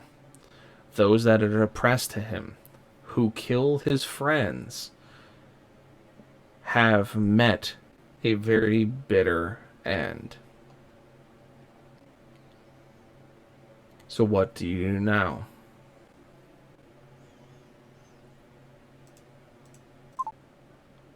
Oh, You want to get the portal hole and yeah, I was going to say check first on I him? need to go retrieve the portable hole so that we don't fall through it, and then we can go check on him. So you retrieve the portable hole.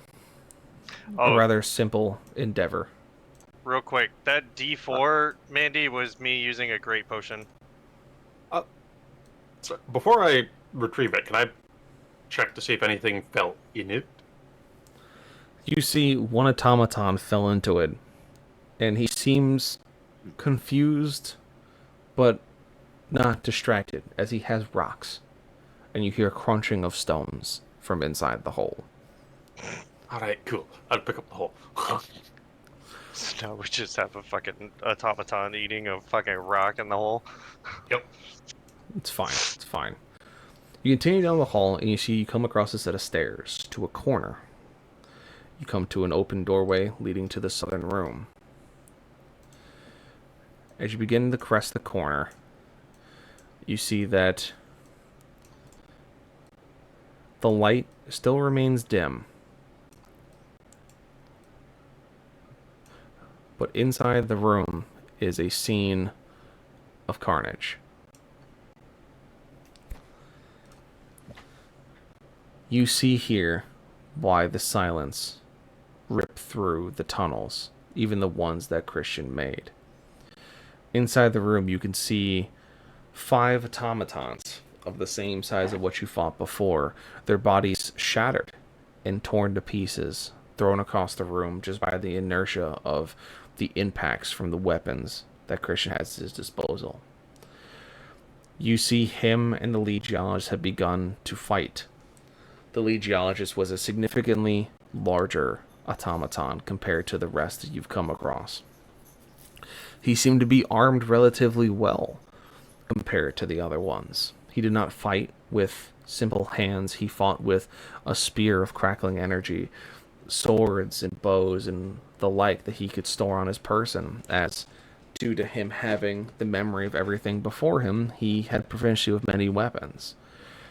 But you come to see the drill of the right arm of Christian shoved through the chest of the lead geologist, a black synthetic fiber heart on the end of the drill point as it is pushed through the chest of the geologist. But you see that the light in Christian's eyes are dim, as you see the spear has run through his torso and is covered in a slick black ichor, much akin of oil, dripping off the spear, out the wounds in his back and onto the floor.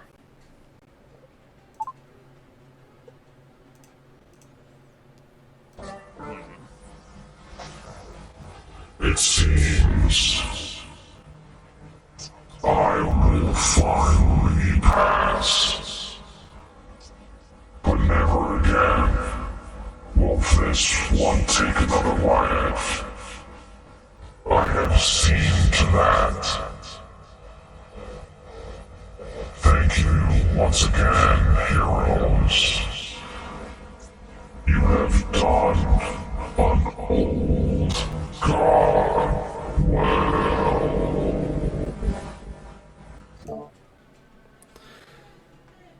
You hear him finally speak those words, as you see the light finally dim completely from his eyes, the machinery coming to a halt, the bearings no longer moving, the hydraulics no longer hissing, as the weight settles upon joints designed to carry even more than what Christian could bear. And so now you see these two foes locked in combat, both now deceased to what you describe of a warforge and an automaton.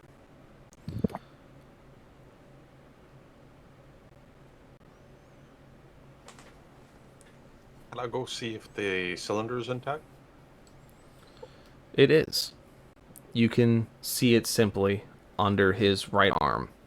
It swings independently from the rest. As you hooked it to a port that was too long for it to cover, it sits there, gleaming against the light of the interior of the chamber. And you can easily detach it. I do so.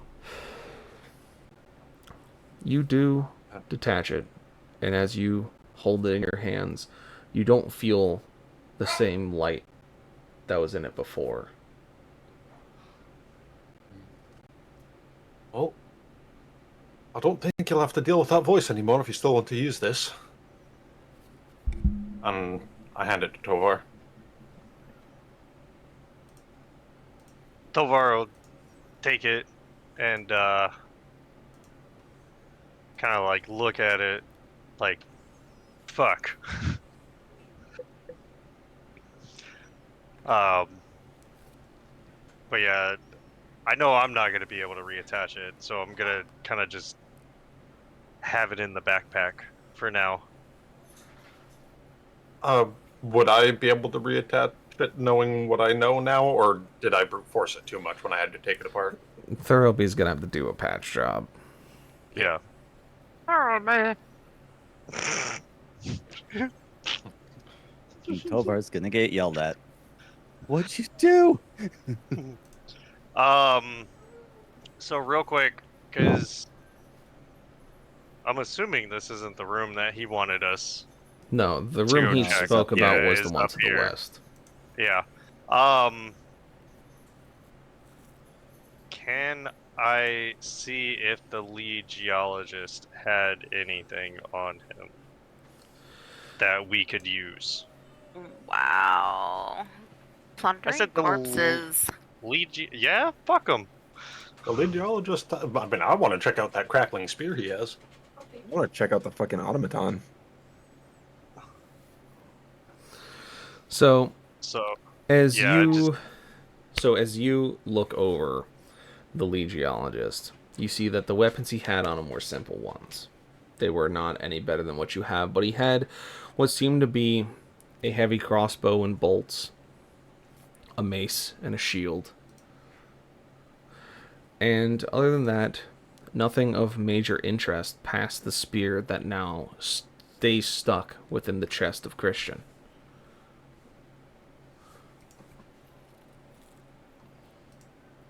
stay stuck as in we can't pull it out. You see that the hands of the lead geologist are wrapped around it tightly, and that his hydraulics are locked. And you see that it is shoved through the very dense part of the chest of Christian, whose his hydraulics have locked around it as well. I'm sorting the stone situation. So what I'm hearing is we chop the arms off of the lead geologist, and then we have a chance of pulling it out of Christian. We can use the scythe to cut it off. The arms. I just was like coming down. Like, did someone say they needed my scythe? Right? Well, you could always cut his arms off and I don't want And you then to swallow that. Tovar, Give it the old tuggaroo. Tovar can pick up the fucking automaton and use it as a weapon. Bitch. Bob. I feel like Burn is not liking the fact that we're coming up with this idea. Oh no, I already have something in play that's going to deal with the situation at hand. Oh. So, you can continue. By all means. Yeah, please continue. Not gonna hatch ya. No metagaming. You wanted to do it. You get the fuck back in that room and you finish your action. You eat your peas and like it. You sacrifice. I would like to remind you, Bern, that I was the only one that was not going in there to help them. I know. You said we need a sacrifice, Nosh? Mandy, the room he told you to look in for a gift was this room here, if you wish to go look. Since you Oh, don't well. want to be a part of this situation. Hey, look, there's my stun circle. Aw, you took my stun circle away. I did. The scythe emits heat, doesn't it? Yes. It is essentially a plasma cutter. Would So I be it able to emits do bright light a, and like, I don't know whether that would be a perception or like, I don't know what roll that would be, but would I be able to do a roll to be like, wait, this is oil, that's hot. Give me wisdom check. Wisdom check? Okay. Wisdom check. Oh, fuck. That's a nat one. Yeah, you don't think about Ooh. saying that at all. Can Tovar. Tovar, again, do you have any mechanical aptitude that would recognize that the scythe emits great heat and would cause an ignition fire? You know what? I'll give No. it to you. Roll me wisdom at disadvantage. I'll let you try. Can I persuade them to actually go for it still? Yeah, It you looks can roll shiny and- persuasion, sure. I can't lie. Oof. I know you can't, but you get, advantage on persuasion. You just can't lie about it. 17. So, Tovar, you think this is a great idea. Nosh, you are definitely helping them out and telling them this is a great fucking plan. Finrod, do you have any objections to this plan that you can think of? As everyone's just kind of standing around like, yeah, let's do it. Yeah, let's do it. I mean, I was going to chop it with the axe. But Finrod I going mean, once. I'm kind of like, I'm gonna Finrod just going go. twice. Nosh convinced me. Cool. So, as you guys are prepping for that, Mandy, you look into this room, and there's nothing in there but a chest at the far end of the hall room. Yeah, I was thing. about to say I did a perception check and I don't see shit except that chest. Well, you don't see anything that would be of a problem, but you see that there is a chest at the end of the room. Do you go and open it? No, I'm gonna go investigate it. Oh, okay, you could also do that. So you go and investigate it. Roll investigation. 17, bitch. You see that it is a regular chest. Cool. I open Don't it. forget to slap it. You open the I'm chest, slapping it. and it seems to be, this room seems to be, or used to be, a bunk room of sorts, or almost an office. Coming down the half flight of stairs, you see desks and papers scattered about the floor, a desk in the very far back, next to some bookcases. And as you kind of walk through the room, the dim light kind of opening your eyes as you slowly go. Some of the notes on the floor into the chest, as you read over them, as you investigate for traps or any kind of issues, you see that this chest belonged to Christian, and that this was his office, before what happened to him happened. And so you open the chest, and inside you see 2 weapons and a letter.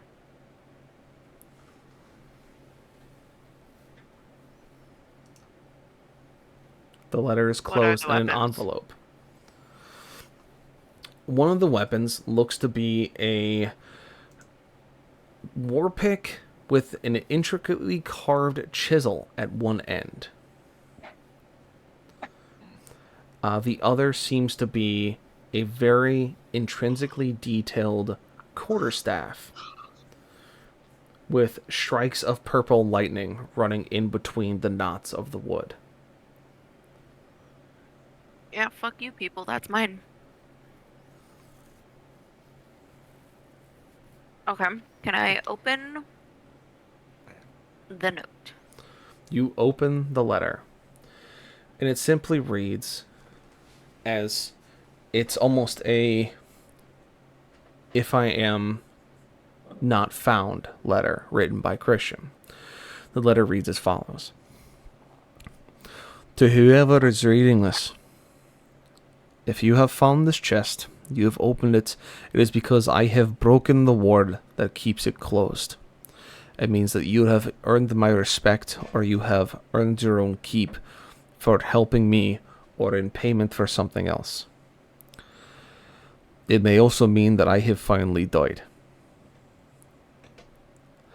If I have finally passed from this world, including from the form of which we were building off of, the Warforged automatons we used as secondary bodies, and I am truly gone, all I can say is thank you. You released us from a prison that I didn't think would become so apparent until we were in it. I write this note now, being mimicked into my own Warforged body, continuing my work on these ruins. We have found much in the way of knowledge, but unfortunately something has started to pull away from those that have been with us. I fear for their sanity, I fear for our safety, and I fear that my words have become making me a target. So, as stated before, if you're reading this because I ask you to take it as a gift, then all I can say is that you have my eternal thanks. Inside here, you will find a couple of things for your taking. You will find a satchel of gold in the bottom of things that we found of ancient coins and whatnot. You'll find 3 potions that we've had our dwarven rune priest put together that should help you with any ailments or injuries that you've sustained. You will find a pickaxe we found down in the depths that seems to have an odd chisel on the end of it. And of course this very strange glowing staff that none of our geologists could figure out how it works. So we wonder if it has to do something with someone more of a nature bound than those of us who live beneath the stone. So take these as blessings, as gifts, as payment, as how you see it. And I thank you for everything you've done. And I hope that I have finally passed on into peace for once in my very long life. Signed, Christian Hammersmith, lead geologist, Far Reach Enclave.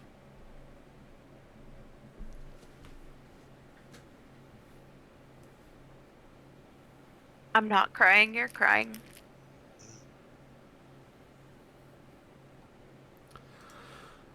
So that's what you see, and that's what you read. And as you're reading this, you hear a sudden thump from the hall to your south.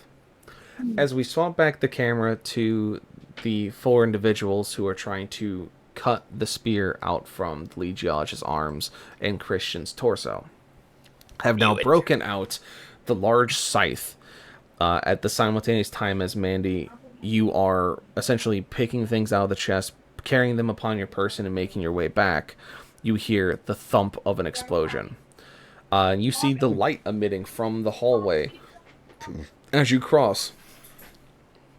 As it came to turn out, when Finrod unsheathed the scythe and began to use it to cut the arms off of the geologist, the immense heat and sparks that were created ignited not only the fluids of the Warforged, but also the fluids that were coming out of Christian.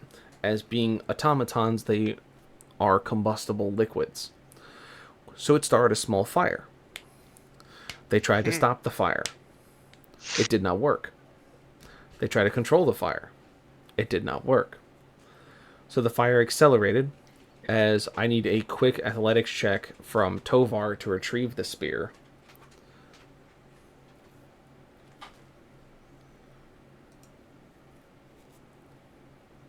$28. In a panic, Tovar runs up as Finrod finishes cutting the arms off the lead geologist, yanks the spear and starts to run, as Nosh is the last out, as all of you are thrown back into the hallway from the explosion. Bad idea.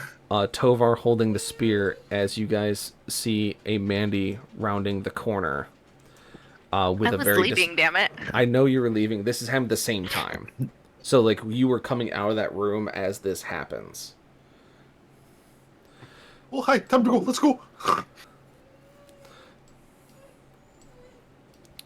Move, damn it, move. And so you all begin to scurry very quickly behind a very panicked Tovar who is shoulder bashing the doors in front of him with the spear in hand that still has 2 arms attached to it. As you run past dilapidated and defeated automatons, you run down a hall past some very confused automatons who are still on patrol looking for you and don't seem to understand what's happening with all the noises. And so you all just continue running, following the path you did coming in, as you can hear the fire beginning to pick up faster. The explosions picking up behind you as smaller and smaller ones become larger and larger. Gaming. Hello, how are you? As you guys finally reach the elevator, as you see the orange light beginning to creep down the hallways. As you pull the lever, the boulders dropping and yanking you back to the surface, as you just hear the burning and crackling of embers from beneath you. Just, oh fuck, oh fuck, oh fuck, oh fuck, oh fuck. We should try that again. As the elevator actually reaches the top... second. That's the second fuck moment Yes. in this fucking dungeon. It is. What the fuck did you people do? The first one was rage. It was rage. So as the elevator reaches the top of the shaft, essentially, and you are close enough to jump off and run for solid cover. You do, as Tovar jumps 6 feet up in the air onto the platform the elevator meets and just starts running in some direction. As you all just kind of follow suit as the elevator stops, as you begin to see the light from the fire beneath you starting to follow you up the shaft. And as you all run for cover, getting yourselves back onto the open plains of Farreach, you just see fire erupt out of the shaft the elevator is built on, almost like a miniature launch nozzle of a rocket, as all the minerals and compounds and liquids in all the different automatons start to combust all at once, including the ones that you have bled onto the floor, acted as an accelerant that was burning everything left in that dungeon. And the fire just erupts out of it. The dungeon. The dungeon. The dungeon. Dungeon. The hunkgen. It's full of hunks. Oh no. It's full of Wait, that's chads. what I want to go to. Damn it, Give again. me the fucking brain cell. Apparently it's 50-50 today, god The damn it. fire erupts out of it, burning into the air, throwing smoke and cinder across the skyline. And as you all sit there, the fire starting to die down, you see a smile crack across Tovar's face as he has a non-functional hand on one arm and a spear with 2 non-functional hands on it in the other. Yay! Let's do that again. Alright, Goro. What? Alright, Forearms. we're gonna take a quick break here, because I'm gonna go use the restroom, and I'm gonna get the dog outside. I suggest everyone else do the same. And then we will be back in a few minutes, y'all. Stay I'll frosty. take Tovar outside. What'd you say? What? Take you outside. The The breastroom? Who said the breastroom? breaststroke. Did he say the breastroom? He did. Did he really? I missed it. Somebody fucking go back and clip that, please. Son of a. Alright, well, I'm going. I'll be right back. Oh, fuck.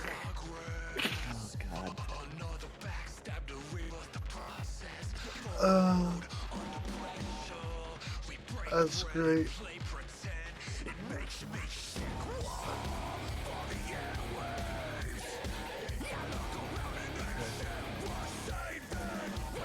I need to mute the browser so it's free so I can make that happen.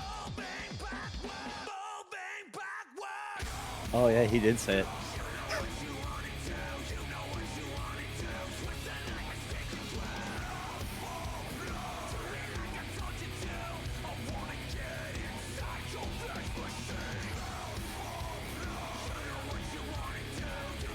Oh man.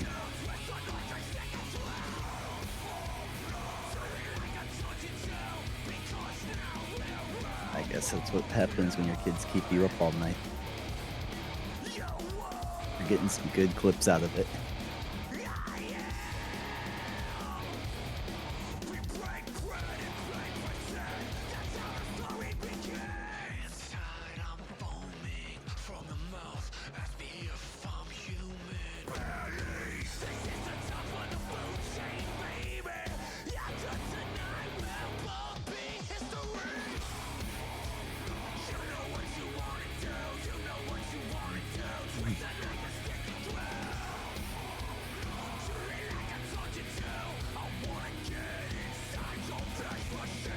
Mikey, hi.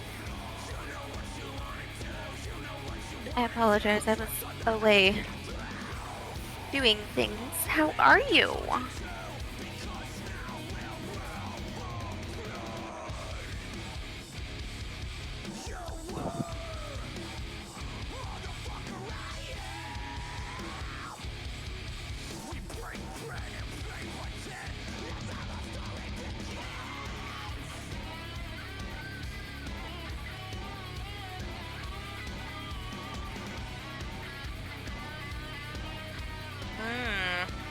How was it?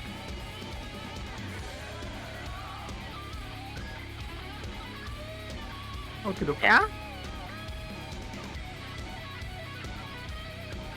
Daddy Mikey J says that Mr. Beast Burger was not disappointing. Aw. I've heard that, They were horrible. yeah, I've heard that too. I was so disappointed with it. Because I had it when I went to MegaCon.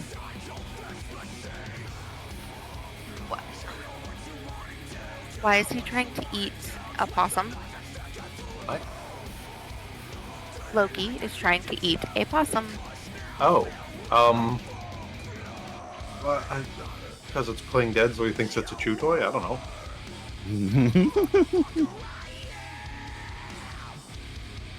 I don't, yeah, there.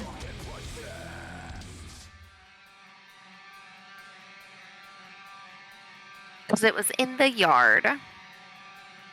I mean, that's his turf. That's, yeah. Sounds like a dog. There you go. I hope you guys enjoy the, Bard of Asgard in the background. Very nice. So, here's the link if you want to enjoy it. Or the clip if you want to enjoy it. Perfect. Love it. I just sent you the clip I did of it. Oh, you made one too? Shit. We doubled it up. Yeah, that was the one.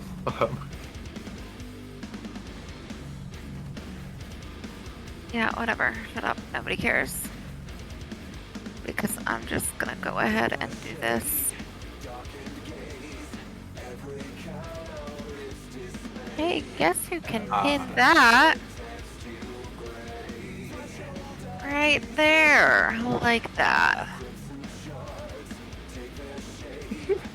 It wasn't me. It was Rexus. I'm just sharing how much Rexus loves you.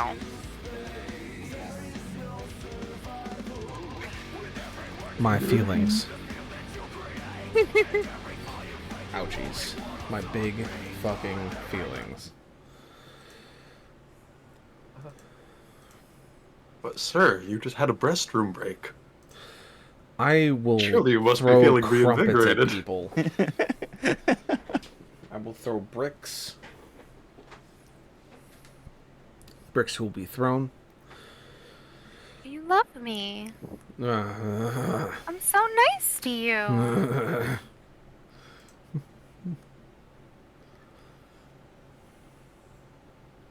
Now burn. Uh-huh. Be nice. I'm doing you a favor.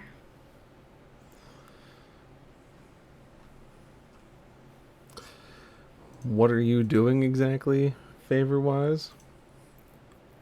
Kicking the some sense into Cactus. Ah, that is quite right. You are going to beat the horny out of him, which I find is a hilarious concept. Yes, it's going to be good. It is. I told my coworker about that, by the way, Uh-huh. and she was very excited to hear it. I was like, perfect. I love it. Nice. Just, yeah, I'm just gonna be kicking the shit out of this dude for being too horny. I mean, I mean, it's a fair thing. It's also a very good thing to do. It is a service in and of itself.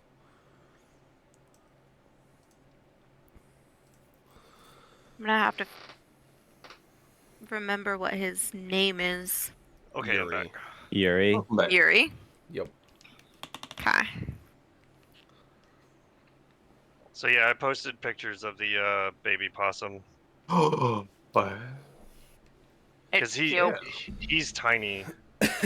This I must see. Yeah, he's fucking super tiny. I'm so Oh my glad that gosh. I stopped Floki. Also, Rexus, did you see the sketch I have of the Spice Pirate Coffee Co.? Yes, I need to hear him saying, it's great. yeah, you totally did say restroom. Well, y'all could fuck off. How about that? How about that shit? So He I said think we should, restroom. I'd legit have a pet possum. They're fucking cute. you know what's even more adorable? Have you guys seen the Australian possums? What? No?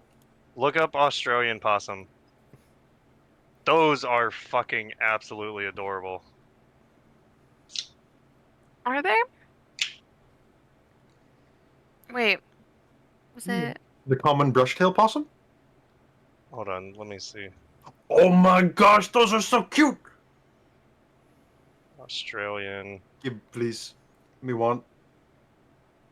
opossum. Oh no, they spell it Australian possum. No Yeah, O. the common brush-tail possum, Oh right? yeah. Yeah, those guys are fucking adorable. Yeah, I Yep, think the only it thing that was- I've seen that would compete with those in cuteness would be a red panda. So, but yeah. So I Their think we eyes should are like, ooh, really, Mikey? look like engorged raisins. I mean, yeah, that's fair. Wow. Isn't You know what's Um, really grape with cute? extra Badgers. Engorged raisins, so a grape? Badgers are cute. I like steps? A grape with badgers. extra steps. Badgers are adorable. So what? So you guys are now standing at the edge of the elevator shaft that has now been incinerated, escaping with your lives in no loss of hair. Has he gotten much quieter for anybody else? Yeah, he did. I raised him up. Yeah. Okay, I'll just turn him up then. Ah! Ah! He does that often, honestly. Yes. There we go. What do I do, Mandy? You go all quiet. I go all quiet. I don't like it. I don't like it. Mandy, listen. I think Finrod needs to Listen, give you a Linda. hug. I think Finrod wants a sharp stick in the eye if he tries to give me a hug again. I heard you wanted a hug. Finrod, do you like having multiple eyes? Tovar's just gonna sit there as Finrod's going towards her. Unforeseen consequences. Oh, I don't even have to get close to her. I have a 15-foot range with my hugs. Ew. Gross. So the door opens. The tentacles s- go in and accidentally hug Thurlby. You pull Oh, out babe. Thurlby. As the door opens between you and Mandy, and the doors pop open as your tentacles come out, and you pull something back, and just this very angry Thurlby going, Finrod, put me down, please. Well, you weren't who I wanted. Fine. You're not exactly my type either, smartass. Now please God. put me down. I said there would be down. Thank you. Now, besides being grappled in the middle of my restroom break,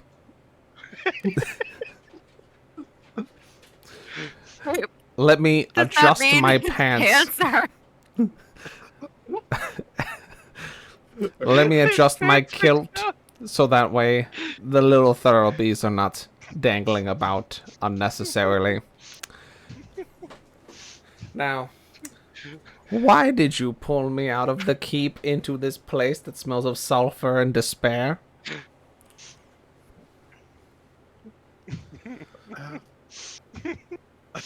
Tovar has something for you. Oh, does he?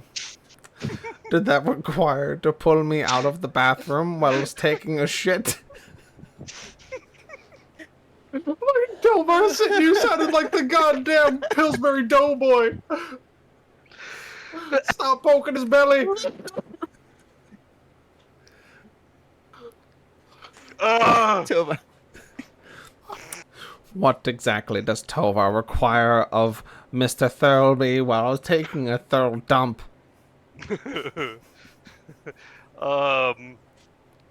Tovar reaches into his bag and just pulls out the cylinder. Why Overall is the broken. cylinder off of... I don't care for the blame game. I'm just... Steven, get Game. my tools. You gave me a cursed cylinder. I didn't give you shit. You picked it, you dumb motherfucker. And then apparently you wound up on the eastern side of the fucking region. And then I got hugged by a tentacled monk when I was taking a shit. So explain to me why it's my problem that you broke the fucking cylinder off your fucking arm. Also, why do you have a spear? Why does it have arms on it?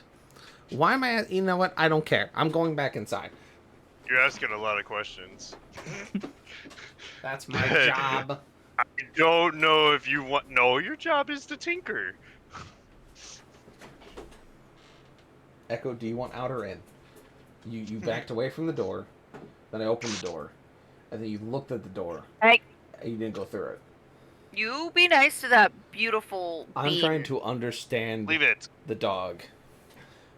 I am trying to understand the Echo and why she is the way she is. Did you want to be on screen? Is that what it is? You wanted to be a part of Pardon this- me, The tail Daddy wags. Mikey?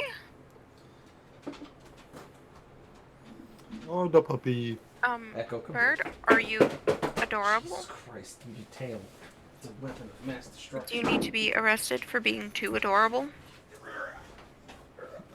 Bird is MIA. We're currently looking at his Funko collection. Yeah. Here, Mandy. Echo baby. That's my face. Could you not? Could cease. Good Oh, girl. puppy. Oh, the best baby. Do you have to go What? outside again? Is that what it is? We were just outside. Don't make that face at me. Don't look at them. They can't help you.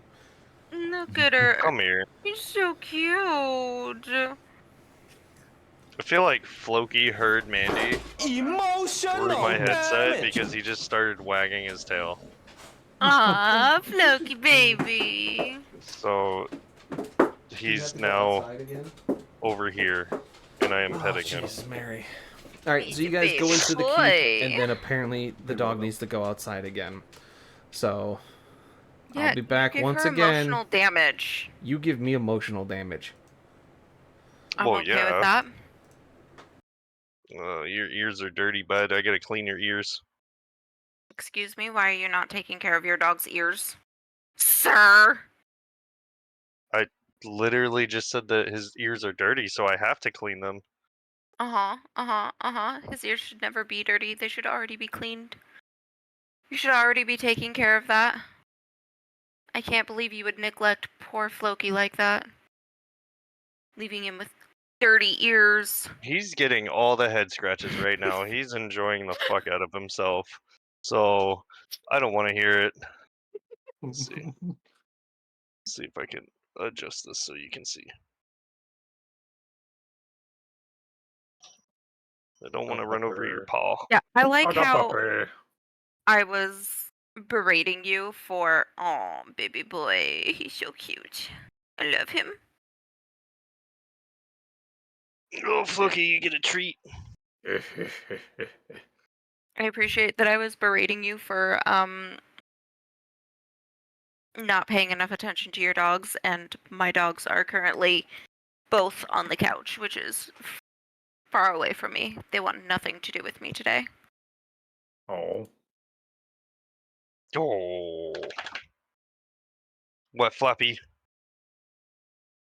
What, Flappy?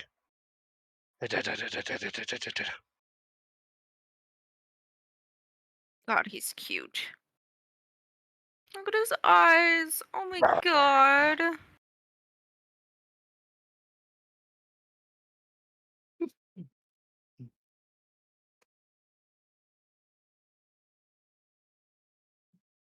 That is not the attention he wanted. My goodness, you are so mean to him. He just like slowly moves away. What? My boy. Yeah, I know. I'm sorry. Sarah went to sleep already. I know. It's so bad. So horrible. So horrible. Your girlfriend, she's already sleeping. Sleepers for the Yes. week. She's already asleep. Bird, What? I have a warrant here for your arrest. Why? Apparently. Apparently you are being too adorable. How am I being too adorable? I don't fucking know. I just I have think a warrant for your arrest. I I feel have like confusion. Mikey accidentally said bird Don't say when that he about was my boyfriend. meaning burn. I think so. I said, don't say that about my boyfriend. Yeah, I probably meant burn, honestly. Apparently, we're not allowed to call you adorable. Damn. She got the monopoly on that. No. Damn. Mikey said Nosh. Oh, Oh, that do be me. Really, Mikey? Oh my. Ms. Bird would not agree with that situation. I would. I like the flattery. what? It was a good effort, guy. She does. What? It was really only an effort on Mikey's part. The rest of us were just kind of like, Wash our bodies. For why? we'll go with it. Hair under the drink. For whomst? What? What? Yeah. Why are you giving me the saddest of eyes? Bombastic Because side you're eye. not loving him. What? He wants the He most can love. smell something and it's not being given to him. I was made for loving you, baby. You were made for loving me. Yeah. What is happening right now? That does not go well with my Bye, Floki. bard music. It's Kiss. I don't know if you guys know that. Floki Huh? went away. Oh no, the Floki. Okay, I'm going away from your stream now. No more Floki. Yep. No. Yeah. See ya, bitch. You lost a viewer. Bring I back mean, the that's ball. fair. Damn. Oh, no. Denied. What are you doing, dude? I'm Oops. sorry. She has the bed to where you can't get up there right now. Rude Oh as no. hell. Yeah. He just wants to snuggle her. Yeah, she's fucking like passed the fuck out. So I'm gonna have to I gotta put her laptop away and then fix my pillow and then scoot her over. Are we still on a break right now? You're gonna Yes. have to. Yes. Oh damn! I thought I missed all of it. I went outside and was chit chatting with the neighbors and everything. Wow. Well, I We're thought I gonna was. have to take his pupper back outside again. Yeah. His pupper is She's being wanting emotional all the damage. attention. I arrest her Emotional for being too damage. adorable. You're Bwahaha. giving her emotional damage. You give me okay? emotional damage. Finrod's giving Thurlby emotional damage right now. Emotional damage. So, the door opens. Finrod, you unleash your tendrils, and they grab Thurlby as he was taking a thorough shit. And he's not happy about it, and he just eventually gets frustrated and goes, let's just go back to the keep, please. Can we just go? So we can talk. And I can adjust myself and then fix whatever the fuck Tovar's broken. Fuck. Not even my fault. I don't care right now. Please just enter the door. My question is, why were you taking a shit in the middle of your fucking room? That's where my toilet is. I have a chemical-based toilet because I don't want Bird. to poop in the poop chutes that are built into these castles. I would. I'd make sure someone stood underneath it. And that's why you'll never be an artificer. I am not worthy. You also poop in poop chutes. You need to think outside the toilet. I'll make you a poop shoot. What the fuck does that even mean? Use your imagination. Nosh. Human centipede. Nosh. I hate you. Water. Water, Mandy, by the way. Nosh, don't make me get out the problem solver. Please. As long as I'd it's rather problem not. solver. As long as it's twine and stitching. He goes behind the counter of his workbench, and you see him pull out this extravagantly large shotgun that on the side of it, just in what looks to be marker or some kind of ink pen, says problem solver on it. By just the width of the barrel, you can imagine this is probably an 8 gauge, and it's custom built by Thurlby. And he just goes, are we gonna have a problem, Nosh? Do I have to put a hole where there isn't supposed to be one? I'll take it and do it myself. Very good. Be gone with you. Tovar. Gone, thought. Be gone, thought! Alakablam! Yes. What exactly happened? Explain yourself, please. Okay, so I went to go crush this rock.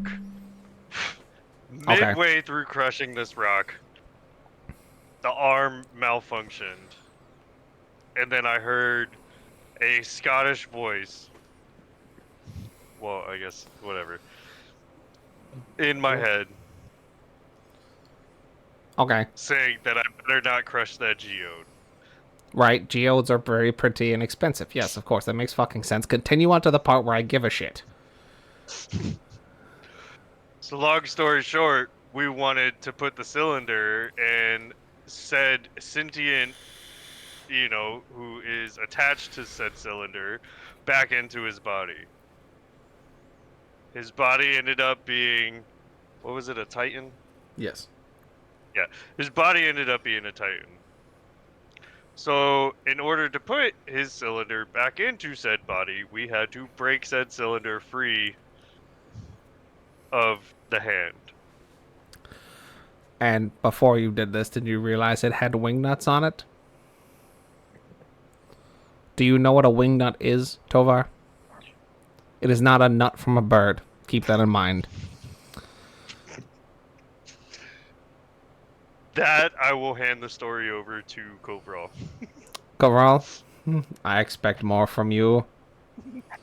Oh, unfortunately, his old body was hostile and we were in a combat situation, so I didn't.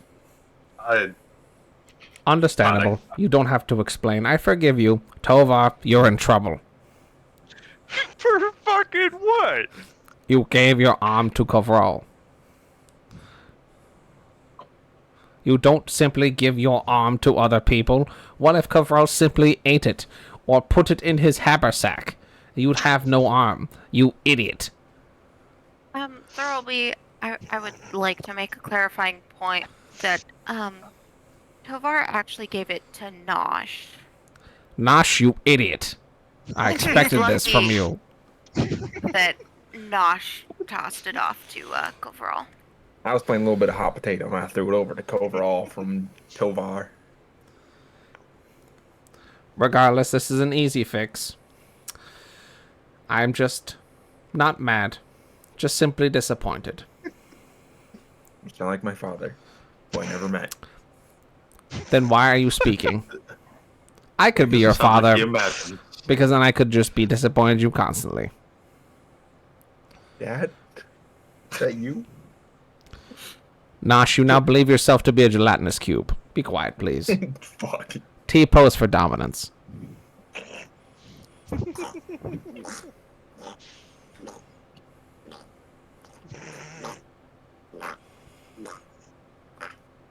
Such a gelatinous cube noise. Yep.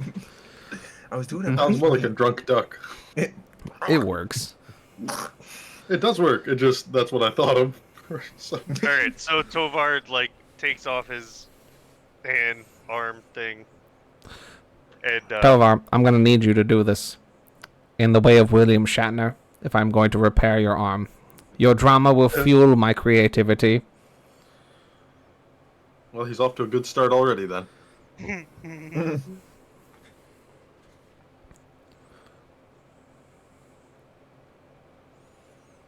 Well, Tovar, I'm waiting. what am I supposed to do? I need you to act like William Shatner so I can repair your arm. Your drama fuels my creativity process.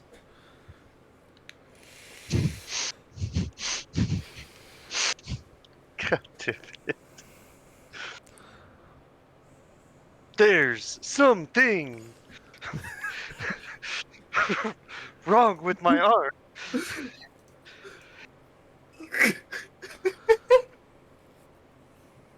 I'll give you a B for effort. No. No. I'll give him a C Continue. for effort.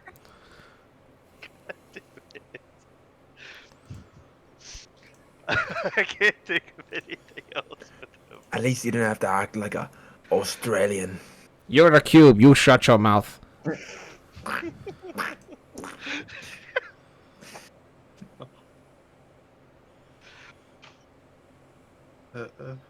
I'm trying to think of other. I honestly, like, I don't care. Literally about talk to William Shatner Thurlby enough to- in just a weird, like, Yeah, half like paused how I mental was. state. Yeah. Yeah. Just do that, Yeah, but just in basically whatever you're just- trying to say. Weird dramatic pauses where they need to be. How long do you think it'll take? God damn it.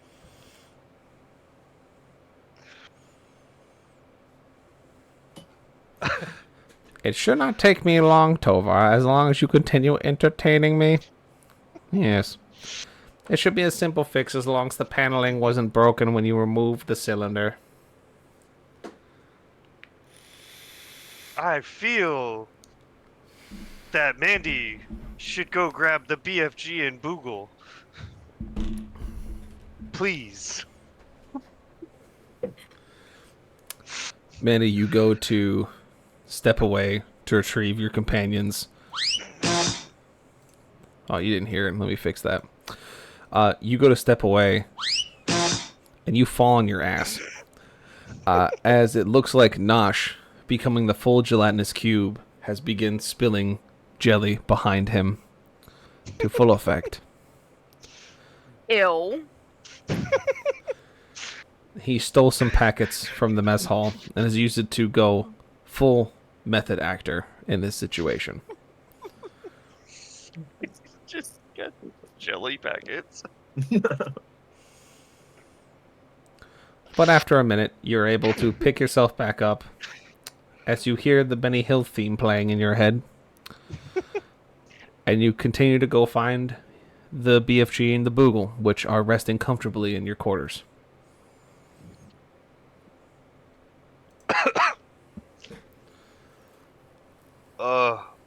Try not to laugh as much. Alright, come on, children, let's go. I can go for some boogle meat right now. You're a cube, be quiet.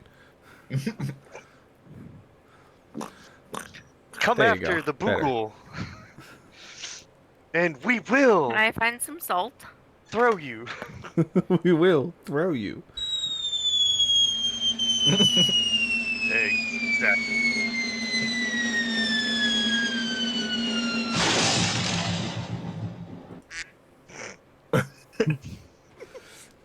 So, Thoroughly after a few moments, picks up the paneling and begins to go to work. Much like before, with a few hard knocks of a wrench, air wrenches, and some falling pipes. He is able to put it back together in a way that it works. And this time he used the standard Warforged cylinder that was left over, giving the Dwarven cylinder to Kavral. Knowing that it was now possessed, he did not wish to accidentally put it back into the head of Tovar. And he goes, I did make one addition to your hand while I was working. It came to me in a creative flash. A simple button upon the side of it below your wrist. That if you touch it or push it, it will simply give you dramatic effect on your next attack. It doesn't do anything except make it sound pretty cool.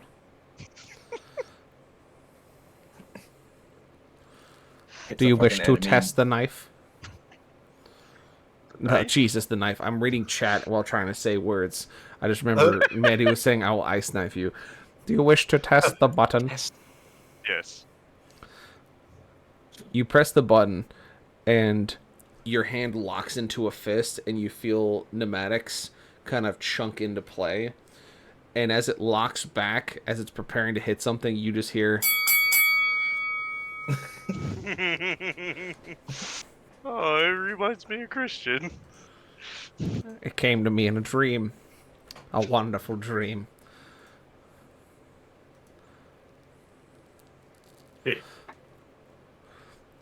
But yes. And then, what did you want me to do about that spear? It seems odd. It also has hands attached to it. Yeah. We were hoping you could detach the hands, and we could see what type of spear it is. I want to keep the hands. Nosh. I'll let you stop being a cube if you stop saying goofy shit. Steven, you son of a bitch.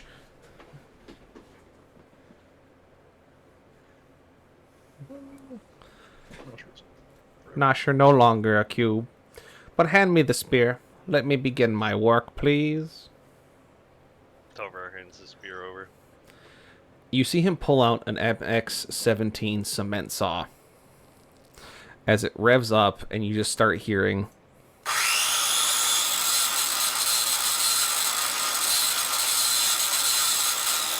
As he just starts cutting... He's cutting through the hands.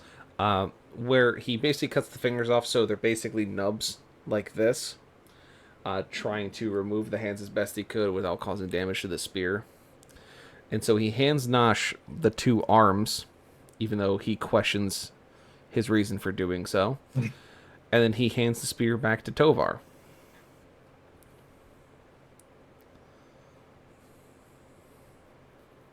Now, was there anything else you required of me? Did you find anything else in that dungeon? Yeah, I found these gauntlet-looking things that have no fingertips. You mean the arms I just handed you that are full of automat? Nosh, listen. No. I was just gonna ask if you can empty them or like cut off one of my arms and slap it on, or You know maybe I what? can You want use me to cut off your gauntlets. arms? I still I can have cut the off his saw. arm. No. No, I wish him to make this choice. Because I want to use the saw. Oh. Will I get a cool gauntlet out of it? You'll get some cool robot arms. Can I If just you go live. with my offhand? No. It's all or nothing. You won't let me just go for one? No. If you live. What are you thinking, guys? No. He wanted you to make this decision on your own. I mean, the great axe can cover both arms. You know what? Make me into Jax. I don't give a fuck. Okay. Step into we're my doing shop, up Nosh. shoulders? Come I'd like- now, Hey, Mr. DM. Nosh. Yes. While he's doing this tomfoolery, I wanted to do an Arcana check on the staff. Sure. Ooh, yes. I rolled a 24. Nice. Very good. You see that it calls itself the Druid's Spear. Ooh. And I will be adding it to your inventory now. Beans? Let us know what it does, Maddie. It sounds cool as fuck. So how do we figure out? Because Thurlby never told us about the spear. He just handed it back to me. I will tell you once I cut off Nosh's arms. Or I'll tell you during. Whatever works. Oh, one more thing of interest. Before you do that, I take out the portable hole and I set it down. Use an automaton if you want it. Oh, a gift. Companion. Nosh, you don't get to speak. I'm working on your hands. Can I get rock Cease. gut before? Perhaps if you do it right, a new Steven. A new Steven. A better Steven. By Jove, you have brought me a great gift this day. I accept your automaton with glee. Thurlby, do you want me to hold Nosh's arm? Can I get something to drink before I get my arms chopped off sober? No. I think I've actually... No, wait, no, that's the other character that I've got that on. Never mind. If you end up drinking, it'll make you bleed more. What? Oh, yeah. I would like to remind you about that unknown alchemist journal that I got in episode 1. Oh? Yes? That was it. That we have that in my backpack, and I completely forgot about it until just now. Oh my god. So, I just... Mandy, before you guys go into that epiphany, you realize that it's called the Druid's Spear. The large quarterstaff, of course, seems to have purple lightning in between the knots of the wood that are built from it. It has a +1 bonus to attack and damage rolls made with this magical weapon. And it seems to give you the ability to fire magic missile from the staff. Mandy gets magic missile. The staff has 5 charges that will recharge after a few hours of non-use. The user can upcharge the spell, so casting it at level 1, 2, 3, 4, or 5, by expending the appropriate number of charges from the staff.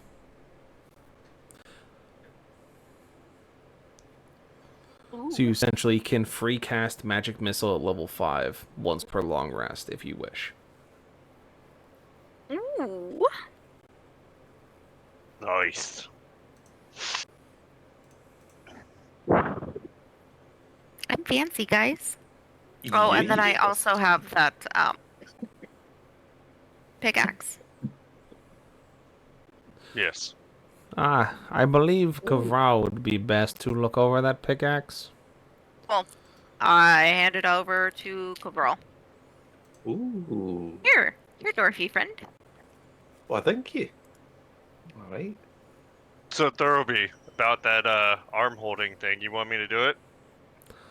If you feel so inclined, Tova, you may as well. Can we make sure to preserve my arms so I have trophies? No. No. Please. No, I'm feeding it to the Boogle. Yeah. I will Oh, use my first bit of my arm strength will be to rip up a Boogle if I don't have my arms.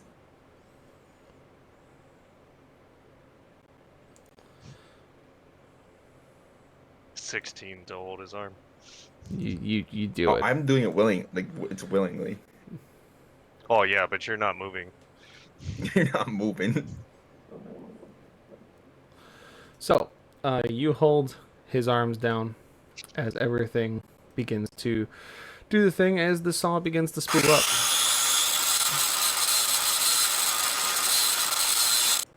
I will need a con save from you, Nosh, If I pass out or not. if you live or not. I was 10? 13? I mean, that's a 9, not a 6. long rest. Ooh, lucky. All right, he called lucky, so roll it again. I'll roll it again. Roll again. 20. All right, so you don't pass out. You get close, and you don't go into shock as he gets through the first arm. Mint. I'm bleeding. Could I be there to like stabilize him with lay on hands or something?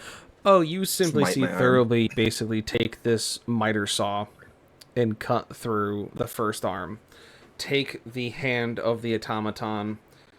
Look at the stump he's made. Look at the metal stump. And just kind of squish them together. Pull out a rivet gun and just shunka, shunka, shunka, shunka, shunka, shunka. That will hold. That'll do it. Yo, Mandy, I want to know if you're umming the same thing. So, because Nosh said to jax him, Thurlby should be cutting at the shoulder, yes? Well, the arms he got off of the automaton are lower arms. I know. So if No, he jacks no, them, you it's got going to be stubs. little... He's going to be T-Rex arms. And Those little stumpy arms T-Rex sticking off. stubs. Oh No, no! not what I was umming. I was more umming the fact that, would others of us standing around need to do con saves for how... To vomit? Sure. Tovar's seen this kind of thing before, so he's probably okay. Mandy, you're okay-ish. You definitely gag a little. Finrod and Kovral, you guys can roll me con as well. As we're just trying to watch this. Oh, 5. that's a 5. Don't forget, everybody gets +1 on their saves, but Yes. still only 6. But I Yeah, got mine an was 11. a 14. all right, so Kovral, you're kind of able to hold it together a little bit. You're definitely not used to seeing a saw cut through a man's arm as he's biting down a block of leather. You're Finn, definitely feeling that drag up. You're feeling the drag up. Finn, it hits you like a sack of rocks as you smell the blood and the copper smell. And you immediately find Thoroughby's chemical toilet and you let loose in there. Thankfully, not on anyone else. This time. Darn it. It's, This time. his reaction, darn it! He just throws up all over Thurlby and I'm fire bear! Oh, You better throw up in that goddamn toilet. I'll put you on the chopper next, and I won't name for your arms. It will be your neck, Finrod. Oh my god. oh my. I will not All be right, so- vomited upon by my patrons. So is Nosh like T-Rex armed or No, he has the robotic arms at the lower of his arms. He is Oh, not apparently my T-Rex stream armed. died. So elbow-ish? Yes, elbowish. Elbow-ish. Cool. Elbowish. So, elbowish. And so, after a few more minutes of doing this, Nosh, roll me con save again for your other arm. The other arm. Oh, 6. You would get a 7 from Kovral. Lucky. All right. I'll have one more. Well, you could use He's one got to of use a the. fate. We did get a couple fate die from the criticals successes. Yeah. Yeah. One of those was yours, I will technically. use So a fate die. Yeah. All right. Re-roll it with a fate point. 15.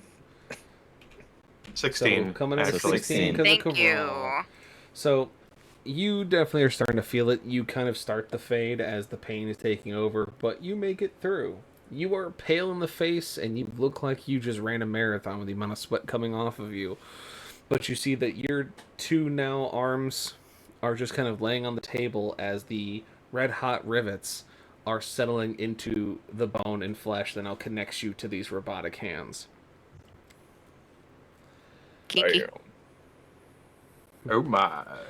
Now, Nosh, you're going to have to go stay in the infirmary for a few days with Eris to recover your use of your hands, as I believe the automaton mechanics should feed into your body as they regenerate, as they always do. But until that point, hopefully you don't have paperweights for hands after a couple days. I sure hope not. Stephen, please take Nosh to the infirmary. I really just out of character. Not a fan of you naming. I Kira. named him Steven before Steven was started to be talked about by you. I thought Steven was a fun name. Jeremy, Very please confusing take. for me. Good, be confused. It's Jeremy then. Jeremy, please Jeremy. take Nosh to the infirmary. Thank you. You're better than that Get last some assistant I vodka. had that I killed with a wrench. Poor Steven. How I knew him so well. It's okay. You can have Steven 2.0 when you get the automaton fucking working. I think I'm going to name him Durlby. Yes. There will be. He will be my greatest achievement. But regardless. So you have the spear now, Tovar, now that you can Yes. clean yourself up from the viscera and fluids from your dear friend that have now covered thou arms. Gross. And then, Kovral, I imagine you have a pickaxe you wish my help to identify? Hey, that would be appreciated. Thank you. Wonderful. So, starting with your pickaxe, Kovral. It is a fancy war pick that has the chisel on the end of it, shaped like the beard of a dwarf. I believe that if you use this weapon to its full advantage, you will have an additional point to attack and damage rolls. When you hit a construct, a creature made of stone, metal, or other mined material, you'll deal an additional 3d6 piercing damage due to the chisel on the back. Ooh. But be warned, against structures you deal double damage. Well, this is a very nice war pick.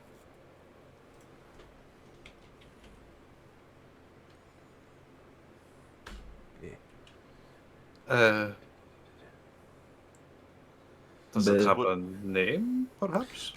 Yes, if D&D Beyond wants to stop being a pooper duper. Wants to stop being a pooper duper. I fixed it. Yeah. Good push.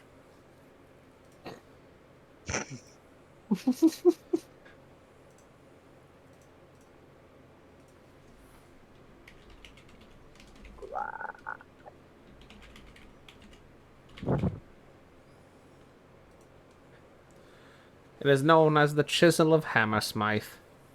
And it should be available for you to use. Ah, excellent.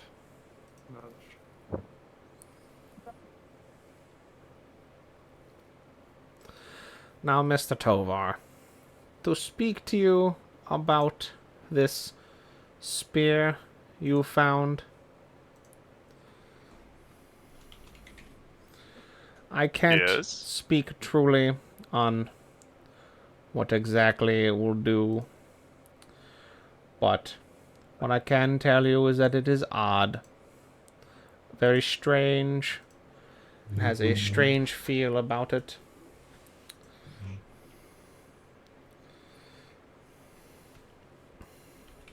Are you saying it's odd like Tovar?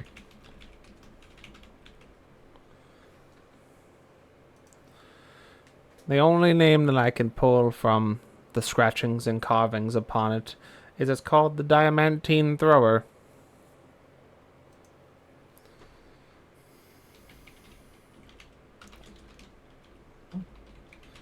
That is all. Huh. It should be in your inventory already.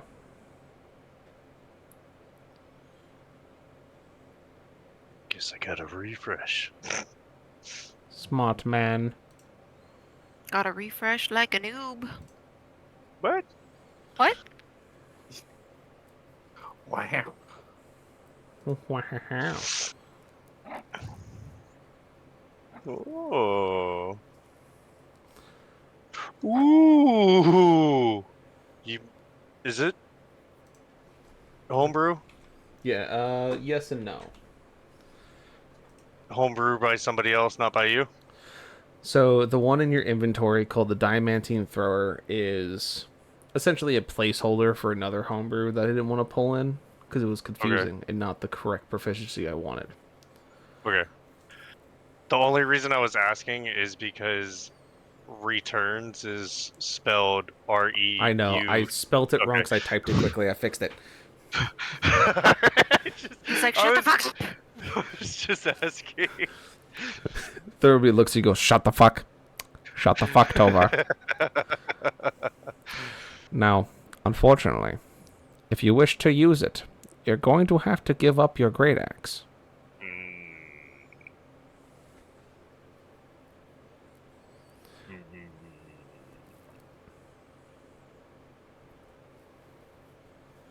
Oh, see what it's fucking made out of.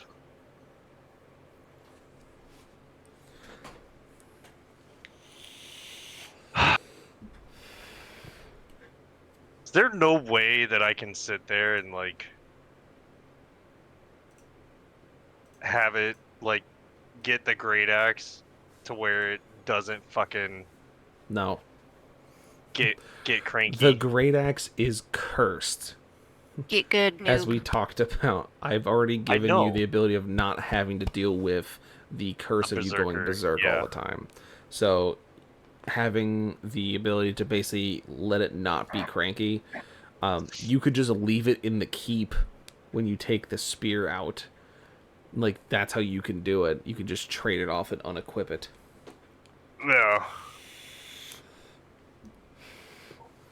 Literally go put it on your weapon rack and you'll be fine.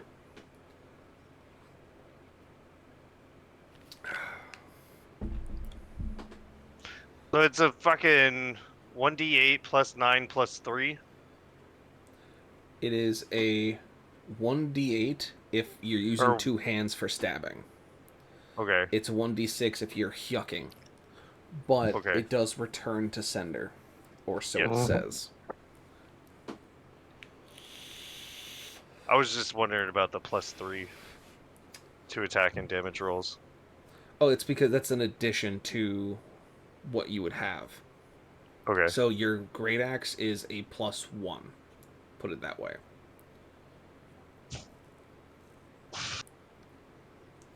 I did equip it for you, so if you refresh it, you'll see what its actual stats are when you're using it. Okay. And the actions. Mm-hmm.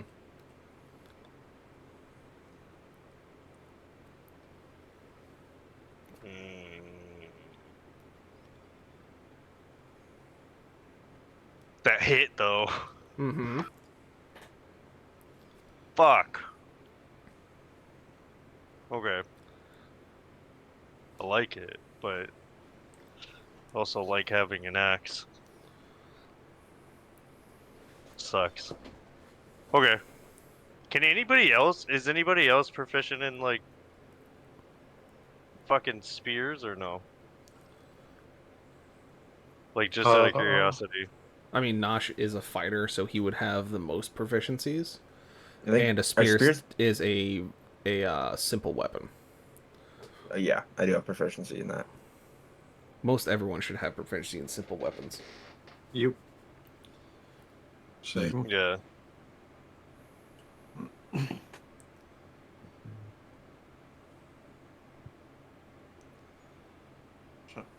Okay. Okay. I'll hold on to it for now. I'll fucking... And then if anything, I'm gonna unequip it.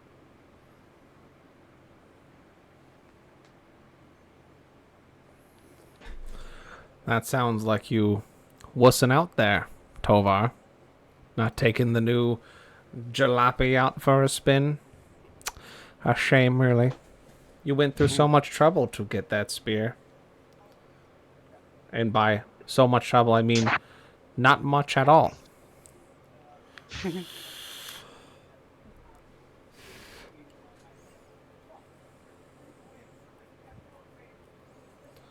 But that is all I have for you. Nosh will be in the infirmary for a couple days. I suggest you rest, relax, recuperate, think about your current objectives. And we did just recently get a new slew of bounties upon the bounty board. So if you wish to look at those as well, you will have time to do so. But past that, be gone from me before I fetch the power dildos. What?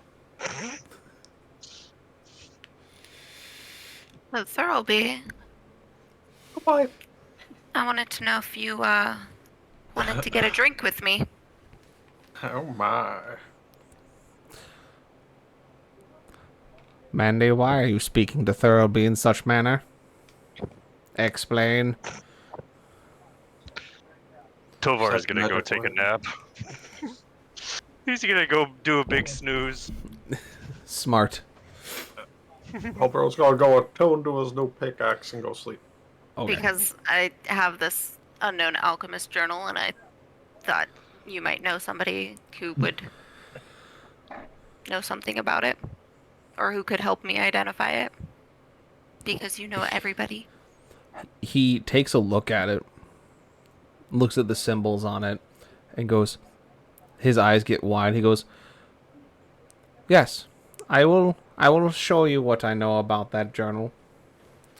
I will help you with whatever you are looking for in that specific instance. But I must warn you, you will not like what I have to tell.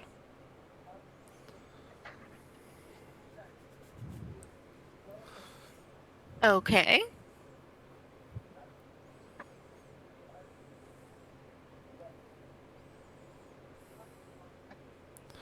So, Finrod, what are you doing? I'm gonna go rest, especially Yeah, after rest. running away from that fire. So everyone's going to rest, and Thurlby and Mandy are going to have a sit down while Nosh is recovering in the infirmary.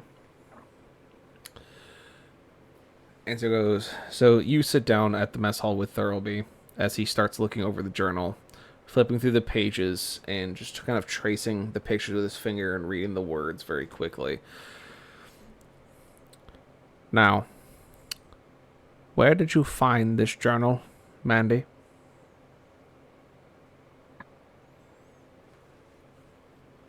I'll be honest, Thurlby, I don't fully remember where I found it. I just found it somewhere. I believe don't it know was, if that makes me feel better or not. I think it was near Blair Shore, wasn't it?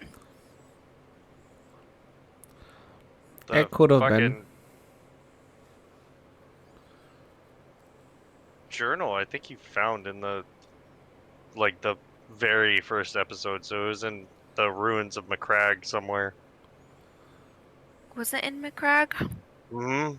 That was in that first fucking place. I think it was like here. The little or wherever you had us set up at. I think there was like a little alchemist building that we ended up all going to with Fausta in the beginning, if I remember correct, Burn.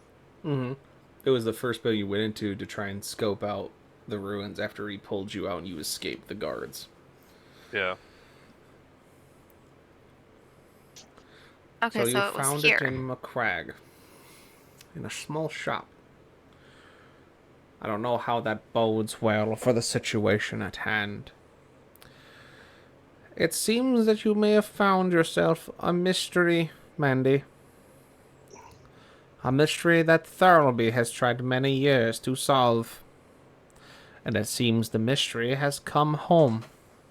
Strange.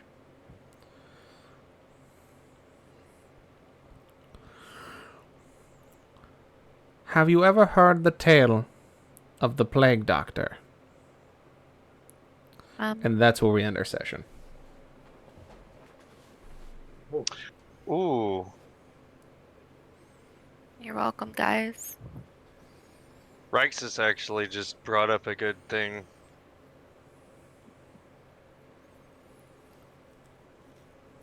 Yes. The like what you did with Rage, giving up the what was it, the oath bow? Mm-hmm. Yeah, to get that crazy rifle.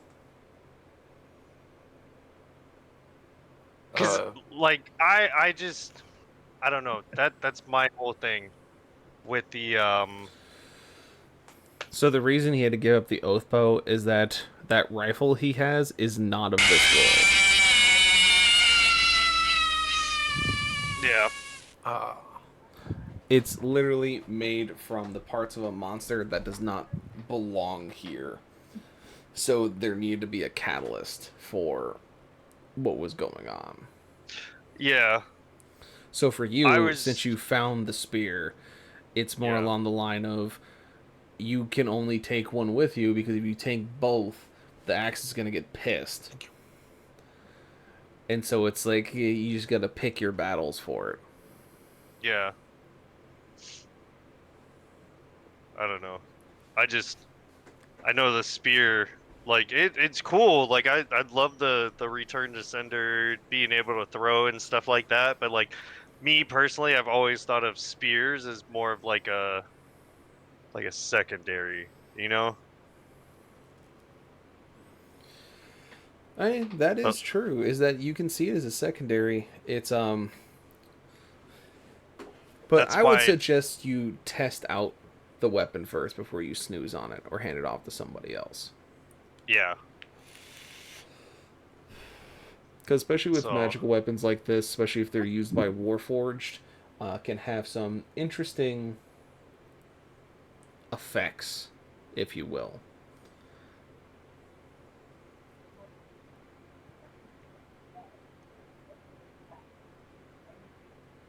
That's fair. But yeah, that's where we end our session with Thurlby asking, "What do you know of the Plague Doctor, or have you heard of the Plague Doctor?" Yeah. So that's a big thing. And what's cool is that I know no one can spoil this arc for me, or where it came from, or where it started, because it was in the first campaign of Beyond the Veil that never was aired. So there's only a handful of people who actually went through that part of the campaign, and none of them are here. So y'all can be facing it fresh. It's going to be quite good for some story extrapolation. Oh yes, quite. As you guys have continued to get more and more railroaded from just going and finding the soldier's sword. It's fine. It's there. Fausta knows where it is. He's going to go scout it. He'll see you when he sees you. Yeah.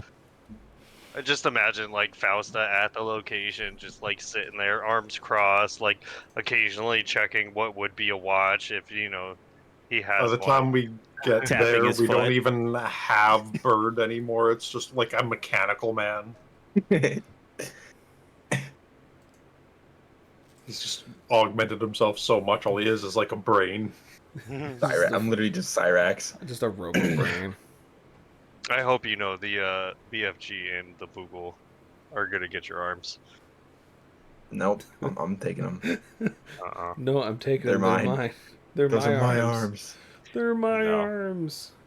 No, They're mine. you've My threatened to arms. eat them enough that they deserve to have your arms. No. Those are mine. The arms are mine now. No, they were yours, Yeah. and then you voluntarily separated from them. Yes, You did do that. voluntarily. So let's do some quick breakdowns. So starting with stealth, what was your favorite moments, funny things that occurred, etc.?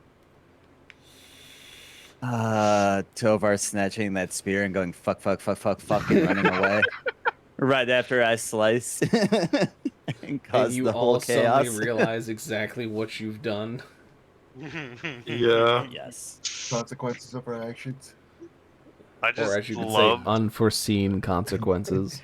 yeah, I just loved that it was a 28 for that. I feel like Burn was kind of hoping that I would have rolled low. Yeah, I mean, I was hoping you're gonna roll this, so it'd be like you struggle with it. You're trying to pull it out, but you got 20. You're just like, fuck, give, run. We're out of here. We're out of this motherfucker. Too much fire, too much fire, too much fire. But the shiny Because I was yours. gonna plan on giving you advantage for it, because it's like you would be panicking, like you'd be like putting all of your fucking ass behind it to pull out the spear and just start running. But you rolled a 28, and I was like, it's fine. He's good. He did it.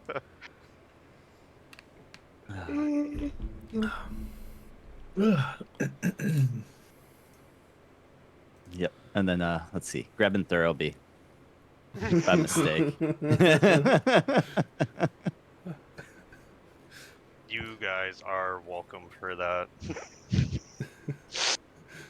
I love that you just rolled with it. You're like, yep, nope, the fucking portal just opens up. Finrod, why do you have me grabbed in these tendrils when I was taking a thorough shit? I get one thing to do during my day, and you've interrupted it. Let me adjust my pants.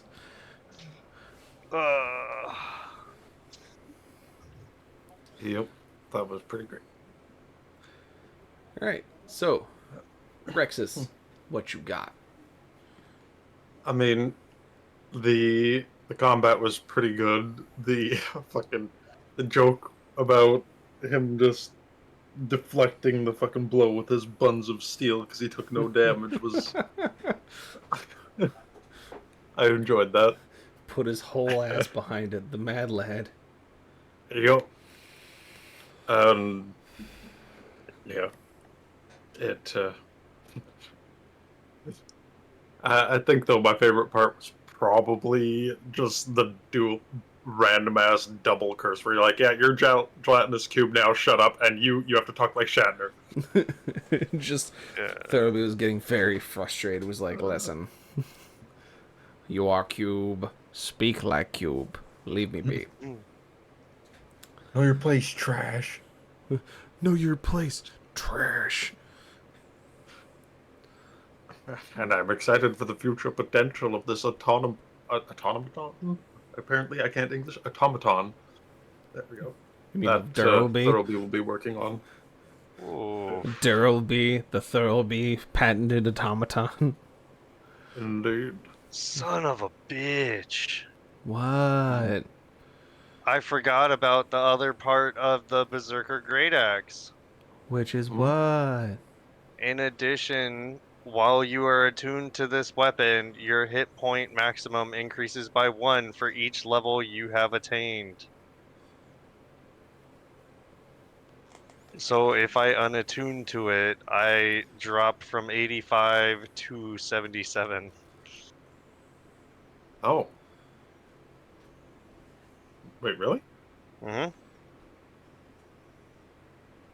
Hmm.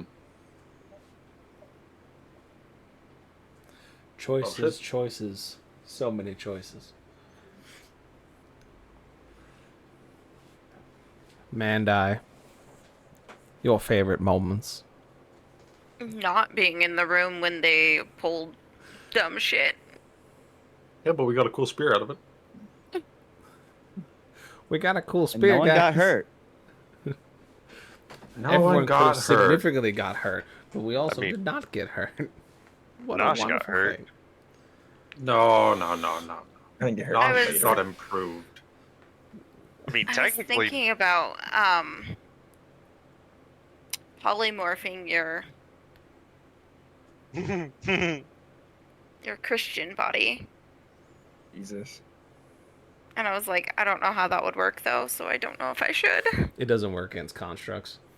into a ship. You are now boat. No, a sheep. Oh, I said ship. I was like, you are now Yeah. boat. Into a ship.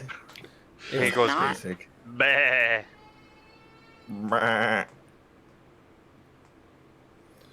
But yeah. Anything else, Miss Mandy? No.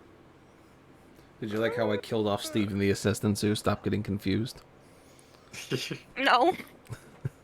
Oh, I can't win. you could have You just didn't sent him have off to. on vacation. You didn't have to kill him off. I was just stating that I It got was a little Thurlby. confused. What do you think he was gonna do?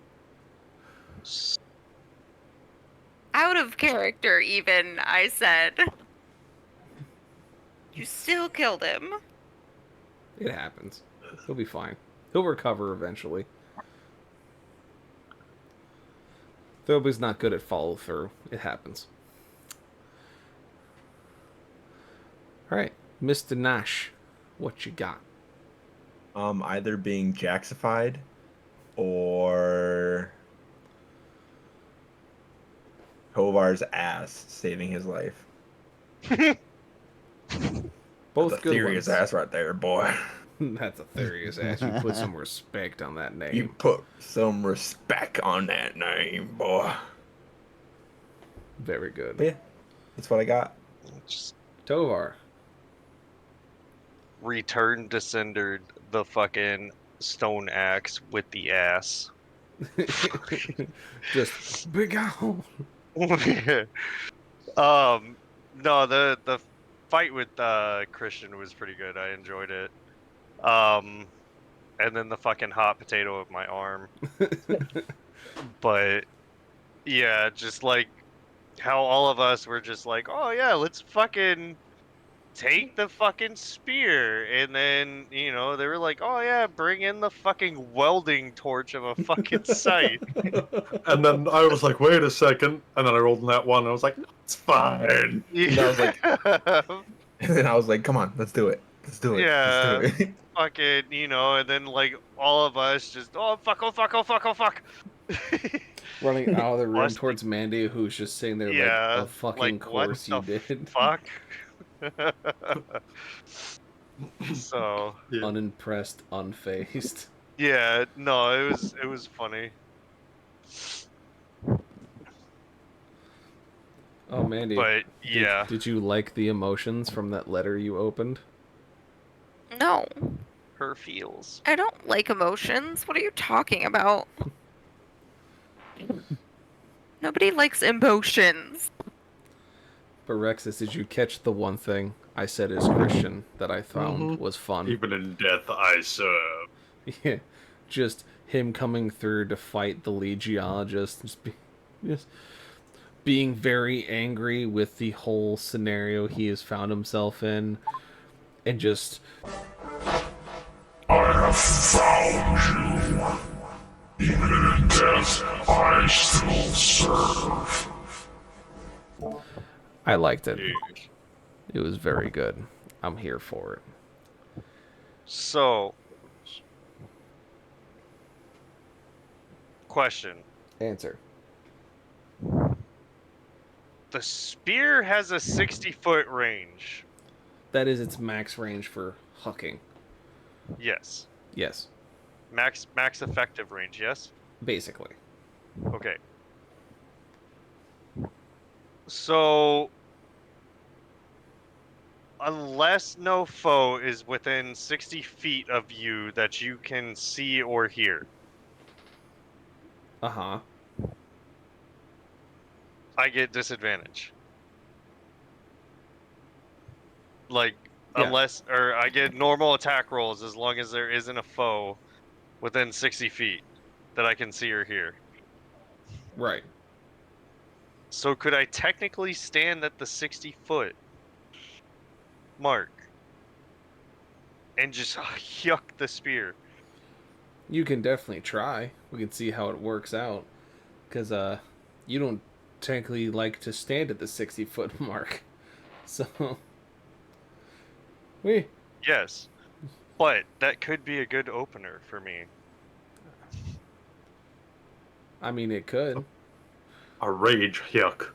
A rage Yeah. yuck indeed. A rage yuck. Just chuck the fucking spear, hit the target, it comes back to my, like, person as I, start fucking charging do it with again! the yeah, as I start charging in with the axe. Yeah, that's something you could probably do. Opening yuckers. Just remember, it is weird tech. That's fair. But we'll see what happens. But anyone else got last minute things before we close out? Oh, do I add anything for the forged arm or no? No, it just lets you do RP shit with that arm. Ding ding.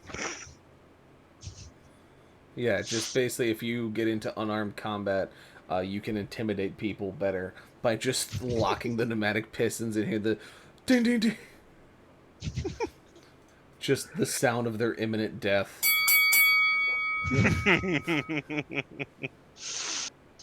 That's funny.